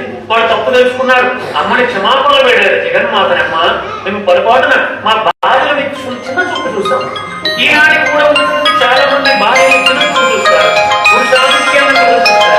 అందుకని అది చేయకూడదని అమ్మ ఆనాడే చెప్పింది, నన్ను క్షమించు అని శివుడు జగన్మాతని, శివుడు విష్ణువు ప్రార్థన చేస్తే, సరే ఏది ఏమైనప్పటికీ మరలా పుట్టాల్సిందే, నేను మరలా మీరు పెళ్లి చేసుకోవాల్సిందే అని చెబితే, ఎవరికి నేను కుమార్తెగా పుట్టాలి, అంత తపస్సు ఎవరు చేస్తారంటే అప్పుడు ఈ దక్షుడు ముందుకు వచ్చాడు. అమ్మా నువ్వు నాకు కుమార్తెగా పుట్టమ్మా, నేను తపస్సు చేస్తాను, బుద్ధిగా ఉంటాను. మంచివాడు దక్షుడు, మొత్తం అందరికి కూడా అధిపతి, దక్ష ప్రజాపతి, ప్రజాపతులందరికీ అధిపతి దక్షుడు. అలా ఉన్నాడు, అంత బుద్ధిగా తపస్సు చేశాడు. సముద్రుడు వచ్చి అమ్మ లక్ష్మీదేవిని నాకు ప్రసాదించు అని సముద్రుడు తపస్సు చేశాడు. అలా వాళ్ళు 1000 సంవత్సరాల తపస్సు చేస్తే అమ్మ సంతృప్తి చెంది, ఇది శివపురాణం కాబట్టి దక్షుడికి కుమార్తెగా పుట్టింది, దక్షుడు కూతురు కాబట్టి దాక్షాయిని అన్నారు. కొంతకాలం బాగానే ఉన్నాడండి దక్షుడు. అంటే కొన్ని వేల సంవత్సరాల బుద్ధిగా అమ్మ నాకు కుమార్తెగా పుట్టిందని చాలా భక్తితో వాదించాడు. క్రమేపీ అందరూ పొగడ్డం వల్ల తెలియకుండా అహంకారం వస్తుంది లోపలికి. ఈ పొగడ్డ చాలా ప్రమాదం అండి. దక్షుడిలో కూడా తెలియకుండా అహంకారం ఉంది. దక్ష ప్రజాపతిని శివుడు ఏమో ఇప్పుడు నాకు అల్లుడు, నేను మామని అని అహంకారం వచ్చింది. ఒకరోజు ఒక సభ జరుగుతూ ఉంటే ఆ సభకి దక్షుడు ఆలస్యంగా లోన ప్రవేశించాడు. ఆయన ఎప్పుడైతే ప్రవేశించాడో అందరూ లేచి నించున్నారండి. అందరూ లేచి నించోగానే ఈయనకి మాత్రం అనిపించింది దక్షుడికి, ఏమిటి ఇక్కడ ఎంతమంది లేచి నాకు గౌరవిస్తే వాళ్ళ తండ్రిని వదిలేశాడు, బ్రహ్మదేవుని వదిలేశాడు, పితామహుడు మా తండ్రి, ఆయన లేకపోయినా పర్వాలేదు, శివుడు నా అల్లుడు, నేను కుమార్తెనిస్తే ఆయనకి మళ్ళా పునర్శక్తిని వచ్చింది, అటువంటిది లేచి నమస్కరించడా అని విపరీతంగా శివుడిని దూషించడం మొదలుపెట్టాడు. శ్మశానంలో ఉంటావు, అసలు నీకు ఏం తెలుసు, నీకు బుద్ధి తెలియదు, గౌరవం తెలియదు, పెద్దల పట్ల ఎలా ఉండాలో తెలియదు అని విపరీతంగా తీసుకెళ్ళాడు. తిడితే ఆయనలో ప్రతిస్పందన వస్తుందేమో అనుకున్నాడు. ప్రతిస్పందన రాకుండా అలా చూస్తూ ఉంటే వీడికి ఇంకా కోపం ఎక్కువైంది. ఇది ఒక పెద్ద ప్రాబ్లం ఉంది. ఎవరైనా మనం తిడితే మనం సారీ ఏదో ఒకటి అనేస్తే అంటే సమస్య పరిష్కారం అయిపోతుంది. మనం ఏమి అనుకుంటా స్టాండర్డ్ గా నిలబడిపోయాం అనుకోండి, అదే నియమానికి వాడికి ఇంకా బీపీ రేజ్ అయిపోతుంది. ఈయనకి విపరీతమైనటువంటి కోపం వచ్చేసి తిట్టి తిట్టి తిట్టి అక్కడి నుంచి పోయాడు. వెళ్ళి ఆలోచన చేశాడు లోపల కక్ష, శివుడు ఇంతమంది ముందు నన్ను అవమానిస్తాడా అని చెప్పి అరుద్రం యాగం కరోతి, అసలు శివుడికి హవిర్భాగాలు ఇవ్వకుండా ఒక యాగాన్ని చేస్తాను అని సంకల్పించాడు. అంటే శివుడు లేనటువంటి యాగం చేస్తాను అని సంకల్పించాడు. ఓ మరి ఆయన దగ్గర భయము ప్రజాపతి అందరూ కూడా ఆయన యాగానికి వచ్చారు. తప్పదు కదా మరి, అందరూ దేవతలు ఋషులు అందరూ భయముతో వచ్చారు. కొంతమంది వ్యతిరేకించారు. వ్యతిరేకించినటువంటి వారిని సామధాన దండోపాయం పేరుకి తీసుకొచ్చాడు. అంటే ఇంకా మెజారిటీ చూపించుకోవాలి కదా మరి, అందుకని మెజారిటీ చూపించుకోవడానికి చాలా ఘనంగా చేశాడు యాగాన్ని. ఒక్క సతీదేవికి ఆహ్వానాన్ని పంపలేదు, మిగతా కుమార్తెలందరికీ పంపించాడు ఆహ్వానం. చంద్రుడికి 27 మంది కుమార్తెలు ఇచ్చాడు కదా దక్షుడు, అదే కదా మనకి అశ్విని భరణి కృతిక రోహిణి ఇవన్నీ కూడా నక్షత్రాలు, 27 నక్షత్రాలు, 27 కుమార్తెలు. దక్ష ప్రజాపతికి కుమార్తెలు వాళ్ళంతా కూడా. సరే అందరూ వచ్చారండి, సతీదేవి రావట్లే. వెళ్తుంటే విమానాలు చూసి అడిగారు, ఏమిటమ్మా మీరందరూ ఎక్కడికి వెళ్తున్నారు? అదేమంటే నాన్నగారు మీకు చెప్పలేదా ఒక యాగాన్ని చేస్తున్నాడు? అవునా, నాన్నగారు యాగం చేస్తే నాకు పిలువకపోవడం ఏమిటి అని ఈవిడికి అనుమానం వచ్చి శివుడిని వెళ్ళి అడిగింది, స్వామి మా నాన్నగారు యాగం చేస్తున్నారంట, నేను మనకి ఎందుకని అనుమానం రాలేదు, ఏం జరిగిందని చెప్పొస్తే, లేదు సతీ నీ తండ్రి కావాలని నన్ను అవమానించడానికి యాగాన్ని చేస్తున్నాడు, అది యాగం కాదది, నన్ను అవమానించడానికి శివుడికి హవిర్భాగాలు లేకుండా ఒక యాగాన్ని చేస్తానని సంకల్పించాడు, అంతే తప్ప అది యాగము కానే కాదు అని చెప్పాడు. ఆయన ఆవిడ వినలేదు. వినకపోయి, లేదండి కన్న తల్లి తండ్రి ఇంటికి వెళ్ళడానికి కుమార్తెకి ఎటువంటి అనుమతులు ఆహ్వానాలు అక్కర్లేదు అని ధర్మశాస్త్రం చెబుతుంది కాబట్టి నేను వెళ్తానన్నాడు. శివుడు వద్దన్నాడు. శివుడు చెప్పాడు, చూడు పార్వతి అంటే అప్పుడు పార్వతి కాదు దాక్షాయిని సతీదేవి. సరే ఏం చెప్పాడంటే, పిలవని పేరంతకానికి వెళ్ళకూడదు. అప్పుడు వచ్చిన మాట, పిలవని పేరంతకానికి వెళ్ళకూడదు. నష్టాలు కష్టాలు బాధలు వచ్చినప్పుడు పిలవకపోయినా వెళ్ళాలి. శుభకార్యాలు జరుగుతాయి చూడండి, అప్పుడు పిలవకపోతే వెళ్ళకూడదు అని చెప్పారు. శుభం అంటే ఆనందం, అలా ఆనందంగా ఉన్నారు, మన నెలకొని వచ్చి నష్టం లేదు. అది శుభకార్యాన్ని చేస్తున్నాడు ఆయన. పిలవని పేరంటకానికి వెళ్ళవద్దు అని చెప్పాడు. ఆయన ఆవిడ వినలేదు, వెళ్ళింది. అక్కడ అందరికీ తెలుసుకున్నాడు నారదుడి ద్వారా సతీదేవి వస్తుందని చెప్పి. ఎవరు కూడా ఆవిడతో మాట్లాడొద్దు, ఆవిడ పలకరించొద్దు.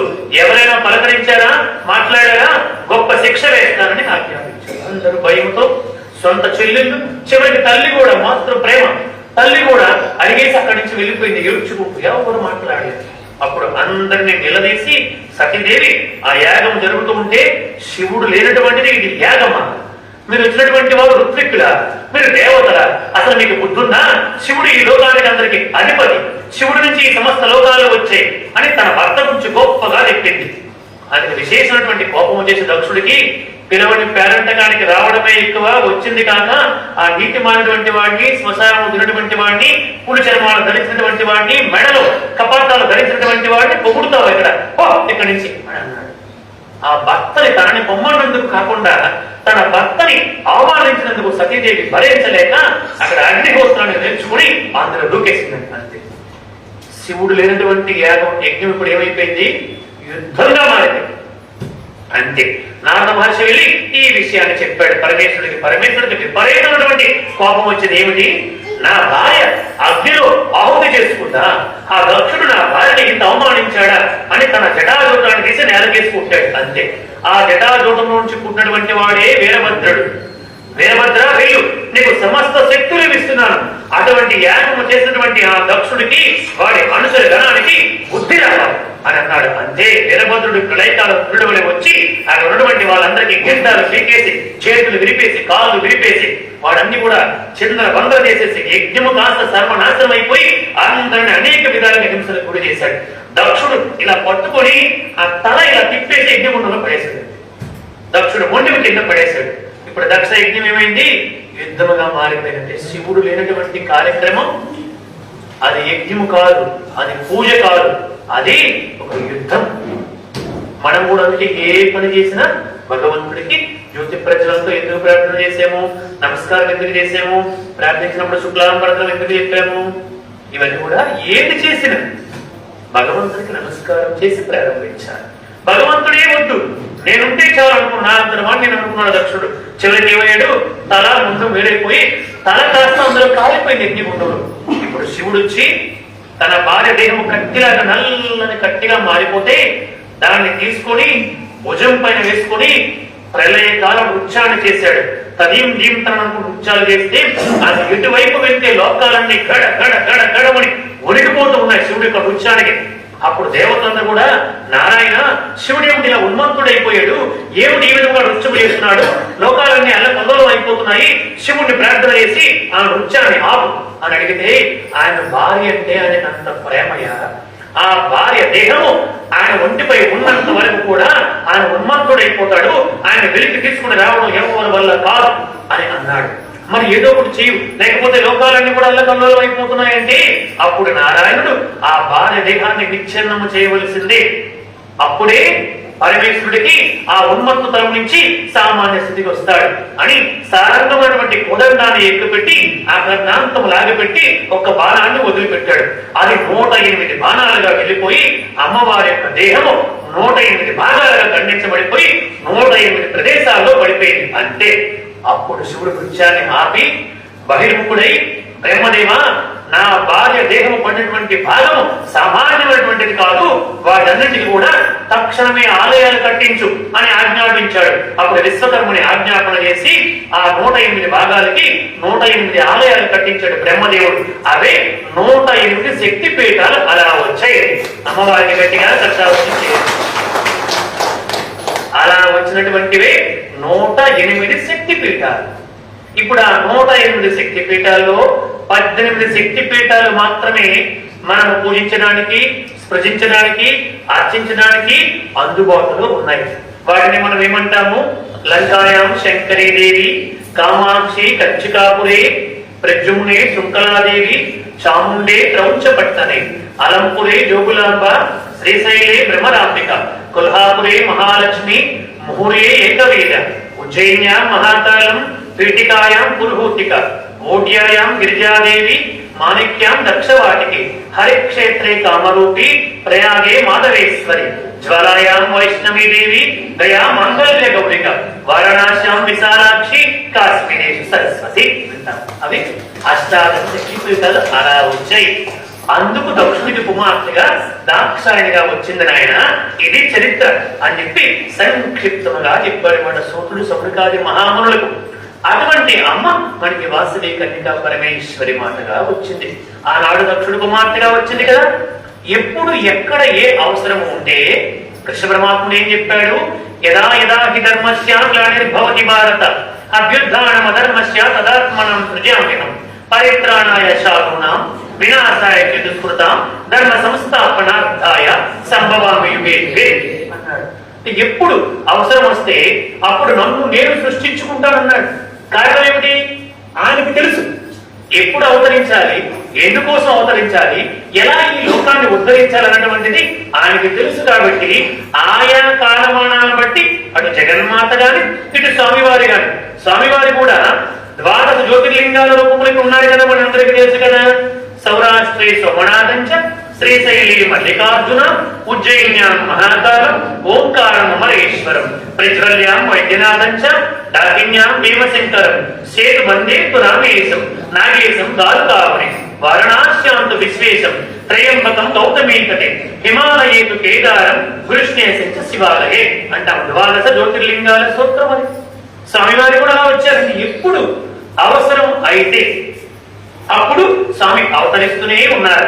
అమ్మ కూడా ఇక్కడికి వచ్చేసరికి ఈ విధముగా అవతరించి లోకము యొక్క కీర్తిని ఈ లోకానికి చెప్పాలని, ఎంత గొప్పవాడు గాంధీ మహాత్ముని రోజు దేహాన్ని వదిలిపెట్టినటువంటి రోజు కదా, మనందరం అక్కడికి వెళ్ళి అక్కడ పూలమాలలు వేసి ఆయనకు నమస్కారం చేసుకుని వచ్చాము. ఎందుకంటే ఆయన కూడా అహింసా మార్గాన్ని, అమ్మవారు చూపించినటువంటి అహింసా మార్గాన్ని, అమ్మవారు ఆ మూర్ఖులపై యుద్ధాన్ని ప్రకటించకుండా నా దేహాన్ని వదిలిపెట్టేస్తాను కానీ మనకి యుద్ధము వద్దే వద్దు అని చెప్పి ఈ లోకానికి చెప్పింది. అహింసా మార్గాన్ని ఎన్నుకుంది. అందుకోసం గాంధీ మహాత్ముడు కూడా అహింసా మార్గాన్ని ఎన్నుకుని మన దేశానికి స్వతంత్రం రావడంలో ప్రధాన పాత్ర పోషించారు గాంధీ మహాత్ముడు. ఆయన యొక్క వర్ధంతి ఈ రోజు. ఆయన పుట్టినటువంటిది ఈ కులంలో పుట్టాడు కాబట్టి కులంలో ఉన్నటువంటి వాళ్ళ పెద్దలు ఏ సందేశాన్ని ఈ లోకానికి అందించారో దాన్ని ఆయన ఆచరించి చూపించారు మన ఈ లోకానికి. గాంధీ మహాత్ముడికి అది మాట. సరే, అటువంటి అమ్మని మనం ఒక ప్రాంతానికి పరిమితం చేయకూడదు. పరమాత్ముడు ఎప్పుడు ఎక్కడ ఎలా అవసరమైతే అలా అవతరిస్తాడు. శ్రీమన్నారాయణుడు రామచంద్రమూర్తిగా అవతరించాడు. కేవలం కరచరణాదులతో కదలయాడి ఎన్ని అవతారాలు వచ్చాయి? మత్స్య, కూర్మ, వరాహ, నరసింహ, వామన, పరశురామ, రామ. ఈ పరశురామ అవతారం వరకు అన్ని కూడా చాలా తొందరగా వెళ్ళిపోయింది. అవతారాలు అనేక రకాలండి. అంశావతారాలు, ఆవేశ అవతారాలు, పూర్ణావతారాలు, పరిపూర్ణ అవతారాలు, మహాపరిపూర్ణ అవతారాలు, ఇలా అవతారాలు అనేక రకాలు ఉన్నాయి. ఆవేశ అవతారం పరశురాముడిది. 21 పర్యాయములు భూమండలం అంతా కూడా పర్యటించి రాజులన్న వాళ్ళందరూ కూడా తెగటార్చి వాళ్ళ రక్తాన్ని తీసుకొచ్చి అక్కడ పంచమ దీనిగా పెట్టాడన్నమాట. అక్కడ అందుకోసం ఆయన ఆవేశం అన్నమాట, తట్టుకోలేడు. ఆవేశ అవతారం అన్నమాట. సరే, ఇక్కడికి వచ్చేసరికి మరి రాముడి దగ్గరికి వచ్చేసరికి 11,000 సంవత్సరాల పాటు ఈ భూమండలం మొత్తాన్ని కూడా పరిపాలించాడు రాముడు. దశవర్ష సహస్రాణి దశవర్ష శతాని చ వత్స్యామి మానుషేలోకే పాలయాం పృథివీమాం ఏవం దత్వా వరం దేవో దేవానాం విష్ణురాత్మవాన్ మానసా చింతయామాస జన్మభూమిం అదాత్మనః అంటాడు. అంటే రాముడు 11,000 సంవత్సరాలు కలచరణాదులతో కదలియాడి వచ్చాడు. అంత మాత్రానికి రాముడు మానవుడా? కాదే. ఈనాడు 500 సంవత్సరాలు రాముడు పుట్టినటువంటి అయోధ్యలో రామాలయం లేకుండా అయిపోయింది. కారణం ఏమిటి? మన హిందువుల్లో ఐకమత్యము లేకపోయిన కారణంగా. బాబ్రీ అన్నటువంటి వాడు ఒకడు వచ్చి అక్కడ ఉన్నటువంటి రామాలయాన్ని కూలగొట్టేసి దానిపైన మసీదు కడితే 500 సంవత్సరాలు రాముడు పుట్టిన ప్రదేశంలో రామాలయం లేకుండా ఉండిపోతే ఆ జగన్మాత యొక్క దివ్య సంకల్పము చేత ఒక గొప్ప ప్రధానమంత్రి నరేంద్ర మోడీ గారి రూపంలో మన దేశానికి మరలా రావడం వల్ల అయోధ్యలో మన రామ మందిరం వచ్చింది. చూడండి, ఆయన రాకుండా ఉంటే మరొక 500 సంవత్సరాలైనా రామాలయం. ఎంత గొప్పవాడండి, ఎంత గొప్పవాడండి. ఆయన ఎంత కీర్తించినా తక్కువేనండి. అంతా వచ్చిన తర్వాత విలేకరులందరూ కూడా వెళ్ళి మీ వల్ల కదా రామాలయం వచ్చింది, మీరేం చెప్పాలనుకుంటున్నారని చెప్పి అడిగితే అది చెప్పిన మాట వినండి యూట్యూబ్ లో. ఆయన అంటాడు, లేదు లేదు, నేను కూడా మీలాగా రామ భక్తుడిని, ఆ రామాలయం ఎప్పుడు వస్తుందా అని చెప్పి నేను ప్రతిరోజు రామోజీకి లక్ష్మణుజీకి పూజలు చేసుకుంటూ ఉన్నాను. నేను కూడా మీలాగే సంతోషపడుతున్నాను. నేను ఒక భక్తుడిని మాత్రమే అని చెప్పుకున్నటువంటి గొప్ప మహానుభావుడండి మన ప్రధానమంత్రి. అమెరికా వెళ్తే అక్కడ ఒక పెద్ద విందు ఏర్పాటు చేస్తే ట్రంప్ అక్కడికి వెళ్ళి కూర్చొని ఆయనకి చెప్పాడు, ఏమి అనుకోకండి, మా భారతదేశంలో దేవీ నవరాత్రులు జరుగుతున్నాయి. దేవీ నవరాత్రులు జరిగినప్పుడు మేము ఆహారం వెళ్ళి కూడా తీసుకోము, కొంచెం నిమ్మకాయ నీళ్ళు ఇస్తే అవి తాగేసి ఉంటానని మన భారతదేశం యొక్క గొప్పతనాన్ని అక్కడ అమెరికాలో చెప్పినటువంటి వాడు మన దేశ ప్రధానమంత్రి. అన్ని ఏర్పాట్లు చేసి వైట్ హౌస్ లో అన్ని కూడా పెట్టి కూర్చోబెట్టి విందు ఏర్పాటు చేస్తే నిమ్మకాయ నీళ్లు తాగి వచ్చేసాడు. అంత గొప్పవాడు. ఎలక్షన్ లో రిజల్ట్స్ వస్తే మనందరం ఏమవుతుందని కొట్టుకుంటే ఆయన రామేశ్వరం వెళ్ళి అక్కడ నెమ్మది దగ్గరికి వెళ్ళి అక్కడ కూర్చొని 3 రోజుల పాటు కూర్చొని నిశ్చలంగా ధ్యానం చేసుకోగలిగాడండి. ఎంత ఇంద్రియ శక్తి ఉండాలండి. అదే మనమైతే పద్దాక ఫోన్ చూస్తాం, ఎలక్షన్ లో ఏం జరిగింది, ఎవరు గెలిచాడు, ఎవరు పోయాడు. మెమరీ దగ్గరికి వెళ్ళి ప్రశాంతంగా కూర్చోనంటే అర్థం ఏమిటంటే, ఆ పరమేశ్వరుడు, ఆ జగన్మాత నేను ఉండాలి, నేను సేవ చెయ్యాలని అనుకుంటే నన్ను ఉంచుతుంది. నేను ఉండకూడదని సంకల్పించుకుంటే నన్ను ఉంచదు. నేను నిమిత్త మాత్రుని, నేను ఆమె చేతిలో ఒక పనిముట్టుని అన్న భావనతో ఉన్నాడు. ఈ రోజు వరకు ప్రతిపక్షాలు ఎంత కప్పించినా, ఎన్ని విధాలుగా మాట్లాడినా, ఒక్క మాట పొరపాటు మాట్లాడడం ఎక్కడైనా చూశారండి? ఒక్క మాట పొరపాటు చూశారు? 12 సంవత్సరాలు అయిపోయింది. గుజరాత్ ముఖ్యమంత్రిగా 15 సంవత్సరాలు ఉన్నాడు. పార్టీ అధ్యక్షుడిగా ఉన్నాడు. ఇన్ని పదవుల్లో ఉండి వివాహం కూడా చేసుకోకుండా తన భార్యకి చెప్పి మన ఇద్దరికి పెళ్లి చేశారు. పెళ్ళైతే నేను RSS వదిలేసి నీతో ఉండాలని మా అమ్మ నాన్నల సంకల్పము. కానీ నేను నీతో ఉంటే నువ్వు మన బిడ్డలని స్వార్థ స్వప్రయోజనాలతో మనకి మాత్రమే సేవ చేయగలుగుతాము. నేను వెళ్ళిపోతే ఈ దేశానికి సేవ చేయగలుగుతాను. కాబట్టి నన్ను క్షమించి, నువ్వు చాలా చిన్నదాని, నీకు ఇప్పుడు అర్థం కాలేదంతా, భవిష్యత్తులో నీకు అర్థం అవుతుందని చెప్పి తన భార్యకి క్షమాపణ చెప్పి ఇంట్లో నుంచి వెళ్ళిపోయి RSS లో చేరి గొప్ప సేవలు చేసి గుజరాత్ ముఖ్యమంత్రి ఈనాడు దేశానికి ప్రధానమంత్రి అయ్యాడు మన నరేంద్ర మోడీ. ఈ రోజు వాళ్ళ భార్యకి వెళ్ళి అడిగితే ఆవిడ కూడా చెబుతుంది, ఆయన నాకు తాహరి కట్టాడన్న విషయం కూడా నాకు స్పృహ లేదు. అంత చిన్న వయసులో నాకు పెళ్లి చేశారు. కానీ ఏదేమైనప్పటికీ మీరు అందరూ నా భర్త అంటున్నారు కదా, నా భర్త అంత స్థానంలో ఉండడమే నాకు ఆనందము తప్ప నాతో సుఖాలు అనుభవించలేదు, నన్ను తీసుకుని వెళ్ళలేదు, నాకు Z+ కేటగిరీ ఏర్పాటు చేయలేదని నాకు ఏ బాధ లేదని చెప్పింది. తల్లి చనిపోతే నిరాడంబరంగా ఎటువంటి హంగులు ఆర్భాటాలు లేకుండా బాధాతప్త హృదయంతో వెళ్ళి పాడి మోసి ప్రశాంతంగా సైలెంట్ గా కలిసి వచ్చేసాడు. అదొక ప్రధానమంత్రి తల్లి చనిపోతే ప్రోటోకాల్ ప్రకారంగా చాలా చేయాలి, ఏమీ అవసరం లేదు. అది నిరాడంబరత, అది భక్తికి నిదర్శనం. భక్తి ఏ భక్తి? బాహ్య భక్తి కాదండి, అంతర్భక్తి. ఆయన ఏ భక్తి? అంతర్భక్తి. అందుకని మన హిందువుల్లో ఐకమత్యం ఉండాలి. ఎక్కడైనా మన హిందూ సమ్మేళనాలు జరిగితే మనందరం కూడా మన హిందూ కార్యకర్తలుగా మన ఉనికిని చాటుకోవడానికి మనం అటెండ్ అవ్వాలి. ఇంతకు పూర్వం మనందరం కూడా అన్ని మతాలు ఒకటే, అందరూ సమానము, మీరు మేము మేము మేము అన్నాము. కానీ వాళ్ళు అలా లేకుండా వాళ్ళ మతాన్ని పెంచుకుంటూ పోయి మనపై ఎట్లా దాడి చేయాలా, మన మతాన్ని ఎలా కబ్జా చేయాలా, ఎలా ఆక్యుపై చేయాలా అని ఆలోచన చేస్తున్నారు. కాబట్టి హిందువులందరూ కూడా జాగ్రత్తగా ఉండి ఒకటే నినాదంతో మనందరం కూడా ఉండాలి. భారత్ మాతాకు, భారత్ మాతాకు, భారత్ మాతాకు. అది చెప్పడానికి, మన భారతదేశం గొప్పతనం చెప్పడానికి నారాయణుడే స్వయముగా నరుడై రామచంద్రమూర్తిగా వచ్చాడు. వశిష్ఠ మహర్షి చెప్పాడు పెద్దలందరి సమక్షంలో, ఈ రామచంద్రమూర్తి సామాన్యుడు కాదు, వాళ్ళ వంశము ఎంత గొప్పది, ఎంత గొప్ప తపస్వికులు ఉన్నారు, ఎంత గొప్ప గొప్ప దాన ధర్మాలు చేసినటువంటి వాళ్ళు ఉన్నారు. చెబుతాను వినండి. ఏదో శివరవస్తుని ఎత్తాడు కాబట్టి సీతమ్మనిచ్చి పెళ్లి చేస్తున్నారు అనుకుంటున్నావేమో జనక మహారాజా, అవసరం లేదు. రాముడు సామాన్యుడు కాదయ్యా, ఆయన వంశవృక్షాన్ని చెబుతాను వినని వశిష్ఠ మహర్షి చెప్పాడు. ఈ రాముడు ఎవరు? అవ్యక్తమైన పరబ్రహ్మ స్వరూపానికి మొట్టమొదట చతుర్ముఖ బ్రహ్మ జన్మించాడు.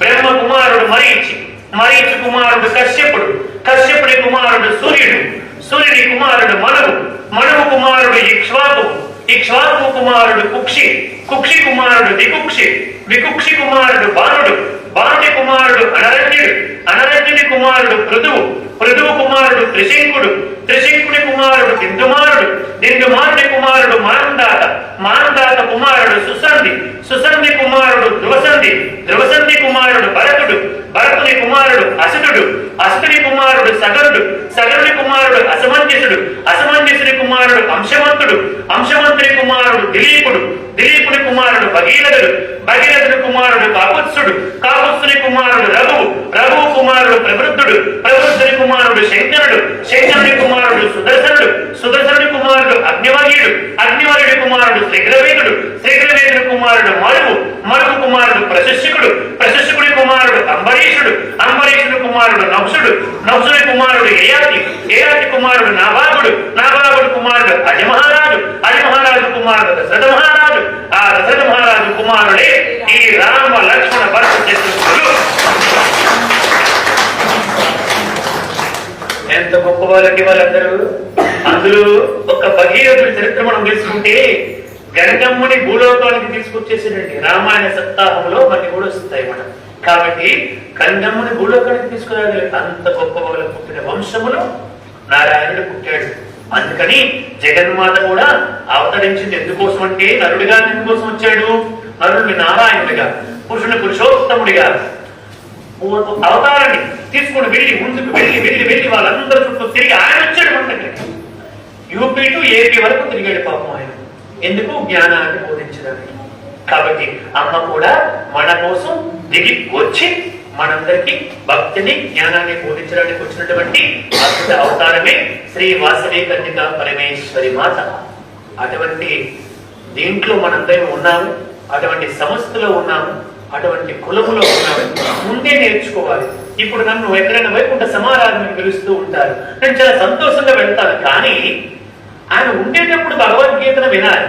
చచ్చిపోయిన తర్వాత భగవద్గీత క్లాసులు పెట్టడం కాదు. అది ఎందుకోసం? అక్కడ ఉన్నవారు తెలుసుకోవడం కోసం.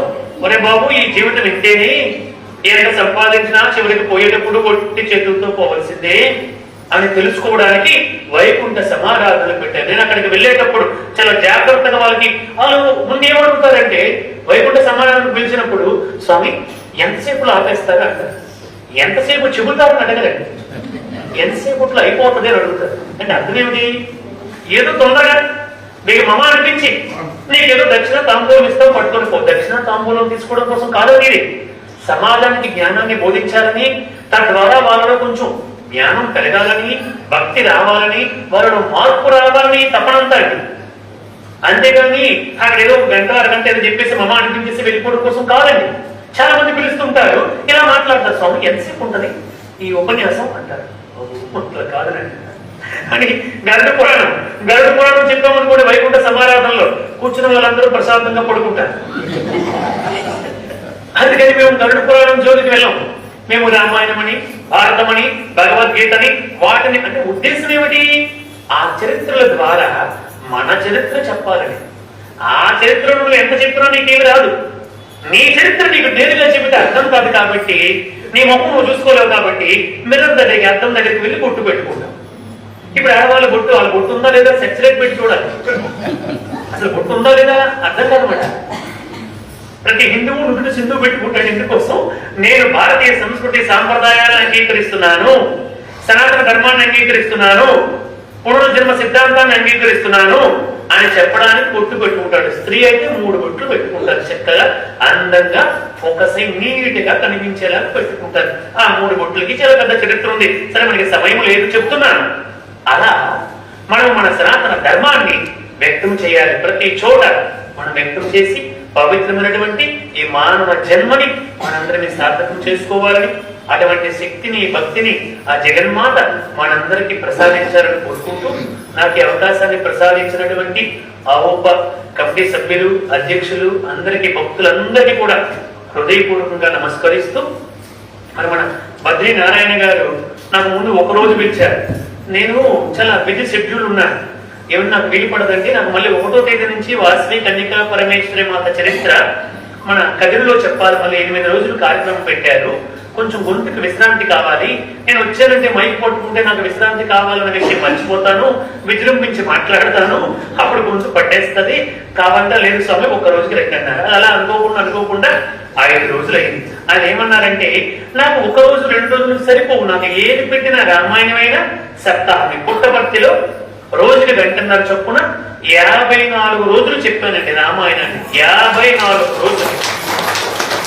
బాలకాండ, అయోధ్యకాండ, అరణ్యకాండ, కిష్కింధకాండ, సుందరకాండ, యుద్ధకాండ, ఉత్తరకాండ 54 రోజులు పట్టింది. భాగవతము 40 రోజులు పట్టింది భాగవతం అవ్వడానికి. మహాభారతము 1,05,000 శ్లోకాలకి 108 రోజులు మహాభారతం చెప్పారండి. 108 రోజులు పట్టింది. చివరికి పూర్తిగా లాస్ట్ లో తొందరగా ఫినిష్ చేసాం. 108 రోజులకి ఇంకా ఆపేద్దాంలే అని నిర్ణయించుకొని క్లోజ్ చేసాం. అంత పెద్ద చరిత్ర 1,05,000 శ్లోకాలండి. మహా ఉద్గ్రంథం. వ్యాసుడు రచించాడు. 4 వేదాలు అయిపోయిన తర్వాత పంచమ వేదముగా. అలా అంత సమయం మనకి ఇస్తే తప్ప మనం చెప్పలేము. కనీసం అంత సమయాన్ని ఇవ్వలేకపోయినా ఒక సప్తాహాన్ని పెడితే తప్ప మనం చెప్పలేము. నాకు కడపలో శివగారని ఉన్నారు. నాకు ఎప్పుడు వచ్చినా వారే అక్కడ అకామిడేషన్ అన్ని కూడా ఇస్తుంటారు.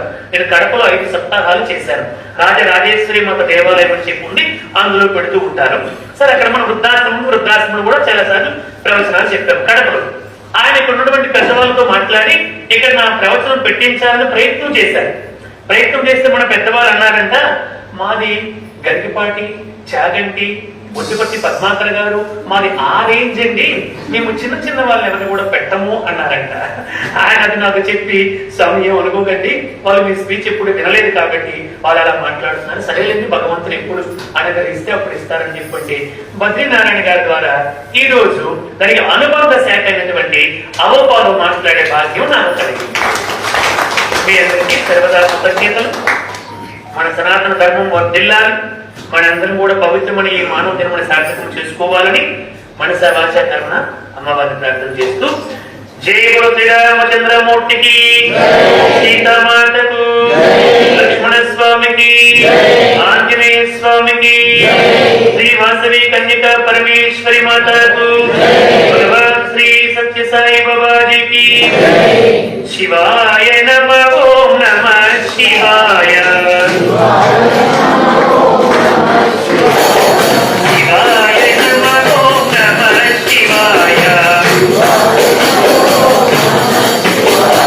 శివాయ నమః. ఓం నమః శివాయ.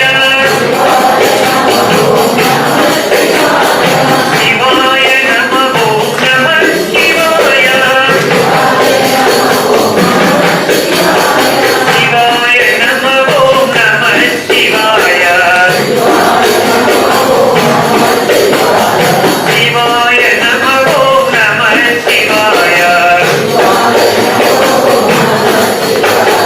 శివ శివ శివ శివ శివాయ నమః. శివ శివ శివ శివ శివాయ నమః. హర హర హర హర హరాయ నమః. హర హర హర హర హరాయ నమః. శివాయ నమః. ఓం నమః శివాయ. శివాయ నమః. ఓం నమః శివాయ. శివ శివ శివ శివ శివాయ నమః. శివ శివ శివ శివ శివాయ నమః. హర హర హర హర హరాయ నమః. హర హర హర హర హరాయ నమః. శివాయ నమః. ఓం నమః శివాయ. నమో పార్వతీపతయే. హర హర మహాదేవ. శంభో శంకర. ఏడుకుండలవాడ వెంకటరమణ గోవింద గోవింద. ఆపద ముక్కులవాడ అనాథ రక్షక గోవింద గోవింద గోవింద గోవింద. హారతి అయిన తర్వాత అందరినీ వేసి ప్రసాదం తీసుకుని తిరుగుతాం సాయంత్రం. అలాగే ఈ 5 రోజులు కొంతమంది ఆతిథ్యాన్ని ఇచ్చారు, వాళ్ళందరికీ కూడా స్వామి వారి యొక్క అమ్మవారి యొక్క ఆశీస్సులు ఉండాలని హృదయపూర్వక ప్రయత్నం. సాయిరాం. సాయిరాం. మొదగా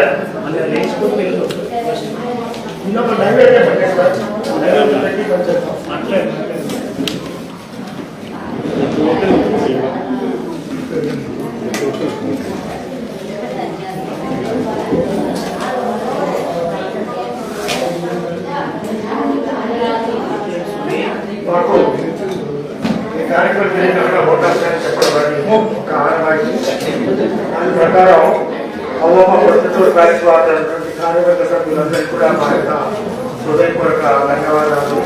చిత్తూరు ఉపేంద్రగారి అధ్యక్షులు మాలపాటి గవర్నమెంట్ గారి కోశాలి గారి, భాగ్యలక్ష్మి గారు మహిళా విభాగం అధ్యక్షురాలు, సువర్ణ గారు సెక్రటరీ, రమాదేవి గారు ట్రెజరర్, ఇంకా కట్టిన వాళ్ళు ఎవరైనా ఉన్నారంటే కూడా వాళ్ళందరికీ కూడా పేరు పెట్టిన ధన్యవాదాలు. ప్రోటోకాల్ వైలేట్ చేయడం తెలుసుకోవాలి. ఎందుకంటే కార్యక్రమం ఇంపార్టెంట్, ప్రోటోకాల్ అంతకన్నా కూడా ఇంపార్టెంట్.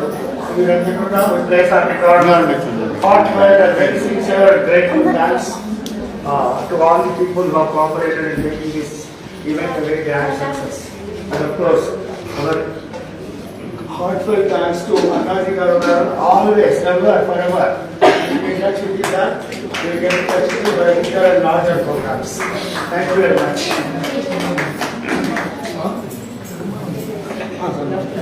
జగదీష్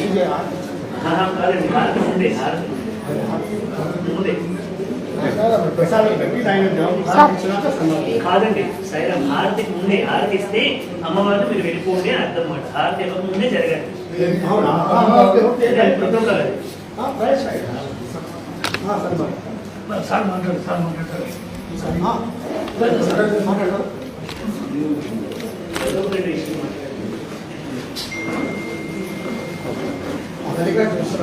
చాలా బ్రీఫ్గా మాట్లాడతాను, ఎందుకంటే ఇంకొకటే వేరే కార్యక్రమాలు చాలా ఉంటాయి, జనాలు వెళ్ళిపోకుండా జస్ట్ ఫర్ వన్ థింగ్ పోటీ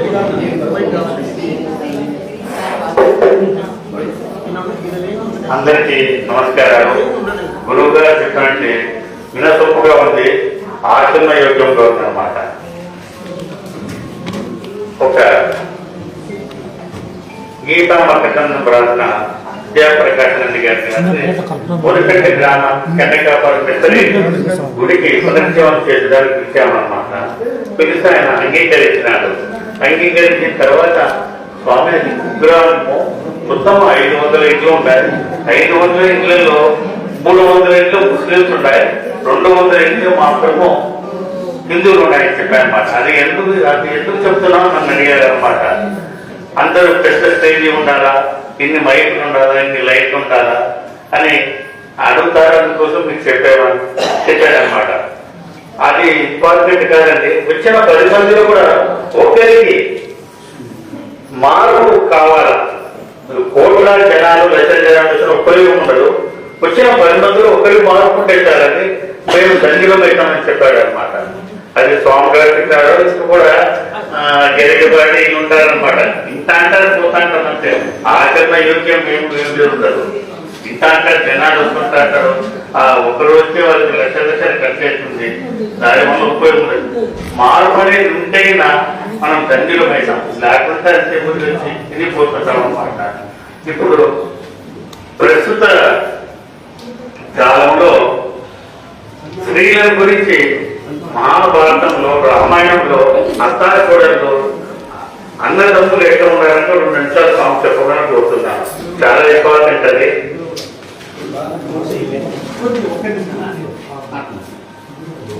ఒకసారి మనం క్లోజ్ చేసాము, మళ్ళీ అట్లా మధ్యలో మాట్లాడకూడదు. వాళ్ళకు ఉంటే ప్రోటోకాల్స్ వాళ్ళు ఉన్నాయి కాబట్టి మీకు సౌర్యానికి ధన్యవాదాలు. మనలో మన వాళ్ళు సప్తాహం పెడతానన్నారు, రామాయణ సప్తాహం. అప్పుడు రామాయణం మొత్తం అంతా కూడా భార్య భర్తల సంబంధము, తండ్రి కొడుకుల సంబంధము, అన్నదమ్ముల సంబంధము, అవన్నీ అప్పుడు మనకి వస్తాయి. అప్పుడు మాట్లాడాలి. సరే, ఇప్పుడు మా ట్రస్ట్ తరఫున చిన్న సన్మానం చేస్తాము. సన్మానం చేసేదంటే అమ్మమ్మ సభ్యులందరూ సన్మానం చేస్తాము.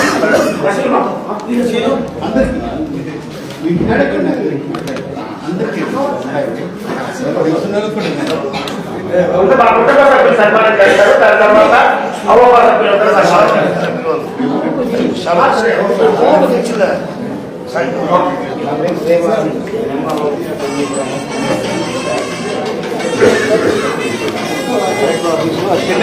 అయిపోయినాను.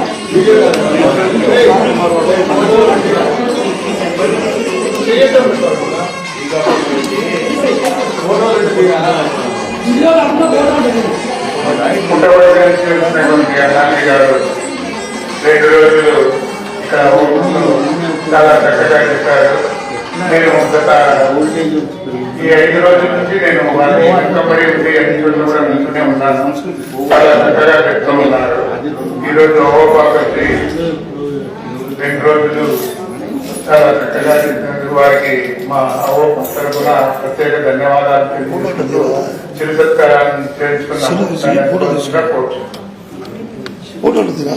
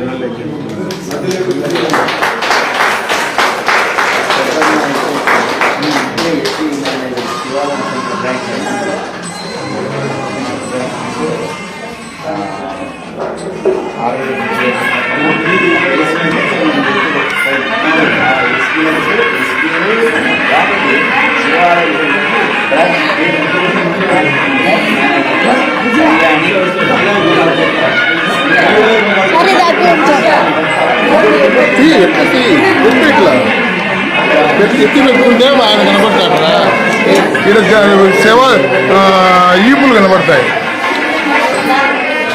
ఆడ చూడు కళ్ళు పెట్టి చూడు ఎక్కడ తెచ్చాను అనేది కనబడతాడు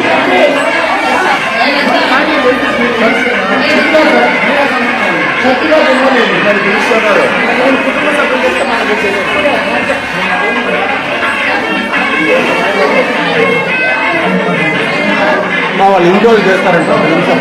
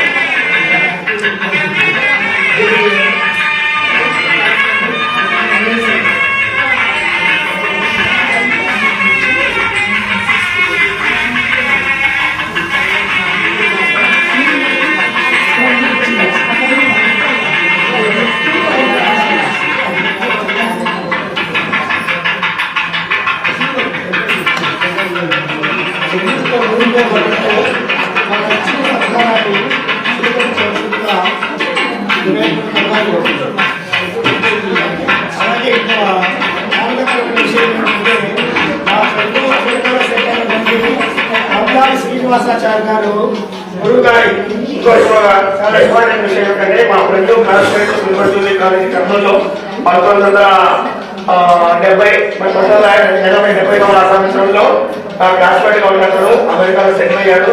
ఆయన జనరల్ గా వాట్సాప్ కాల్స్ అన్ని చేస్తుంటారు. ఇటువంటి ప్రోగ్రామ్ ఒకటి ఉంది చేస్తున్నప్పుడు సార్ గారి వీడియోలు చూసి ఆనందపడి బతుకున్నాడు.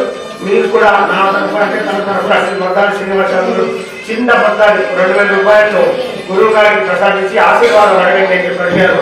చాలా చాలా చాలా థ్యాంక్స్ శ్రీనివాసం గారికి. సో ఇటువంటి కార్యక్రమాలు ఇంకా సప్తాహాలు ఇలాంటివన్నీ చేయడానికి మేము మా శాయశక్తుల ప్రయత్నం చేస్తాము.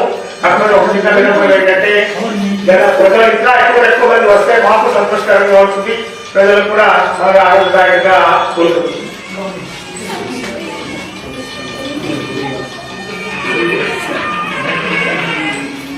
మహిళా వారు చిరు సత్కారం చేస్తారు.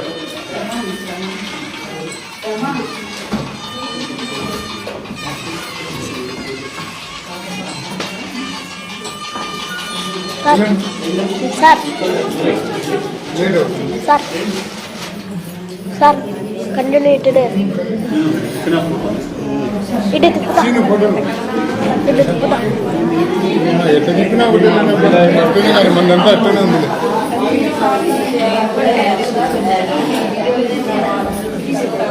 వెనక్కి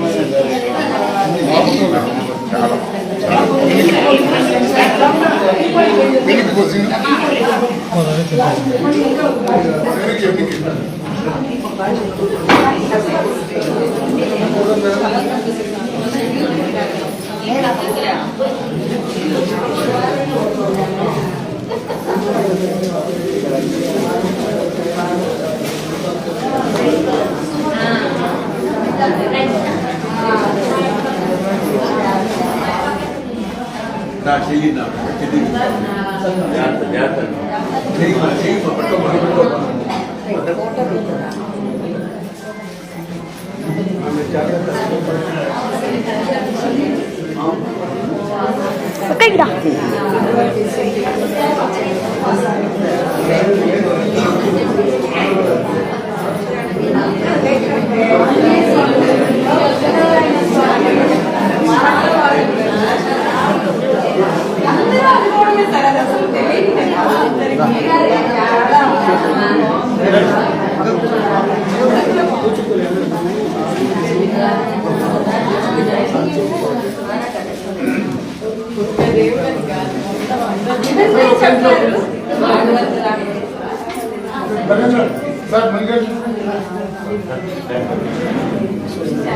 ఏంటి సార్ అట్లా సన్నగా ఏంటది మా కన్నకాపరణ స్తోత్ర విశ్వ హిందూ పరిషత్ అధ్యక్షులు మల్లికార్జునరావు గారు, తర్వాత బీజేపీ మండల అధ్యక్షులు ఒకదాని నరేంద్రరావు గారు, పట్టినారాయణ గారు. మనందరి తరఫున మూడే బద్రీనారాయణ గారికి ధన్యవాదాలు తెలియజేస్తున్నాము. ఎందుకంటే ఒక మంచి వ్యక్తిని మనం ఇంట్రడ్యూస్ చేశారు మనకి. అంటే మన ఊర్లో అలా చక్కగా మంచి విషయాలు చెప్పడానికి ఒక వ్యక్తి పుట్టపర్తిలో ఉన్నారు అన్నాజీ గారని, వారిని మనం అప్పుడప్పుడు పిలిపించుకోవాలని మన దృష్టికి తీసుకొచ్చేది చేయగలిగారు. కాబట్టి వారికి మన అందరి తరఫున ధన్యవాదాలు. మరొకసారి అన్నాజీ గారికి ధన్యవాదాలు తెలియజేస్తున్నాము. కృష్ణమూర్తి అండ్ సుబ్బారావు సమాచారం వారికి ప్రత్యేక ధన్యవాదాలు తెలియజేస్తున్నాము. ఇప్పుడు అవోపాలో చాలా కార్యక్రమాలు వారు చేశారు, వారికి ప్రత్యేక ధన్యవాదాలు.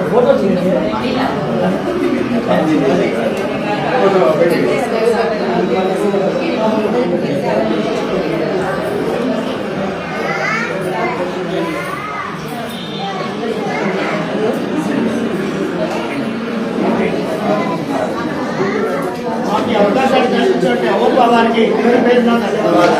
భాగ్యలక్ష్మి గారికి స్పెషల్ ధన్యవాదాలు.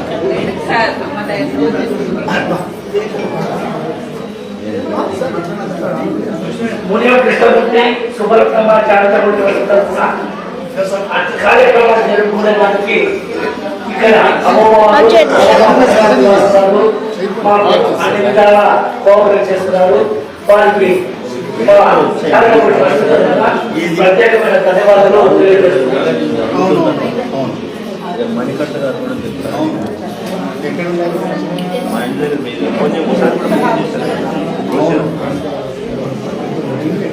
సార్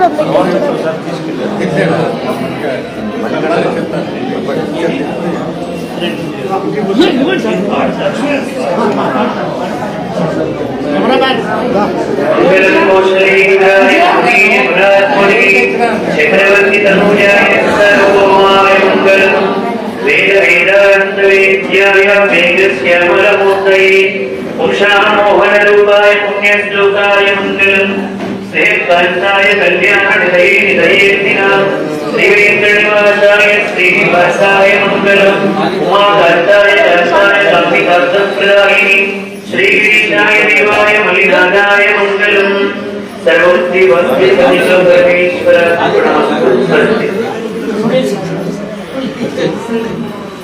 परमेश्वर माता को परमेश्वर माता को परमेश्वर माता को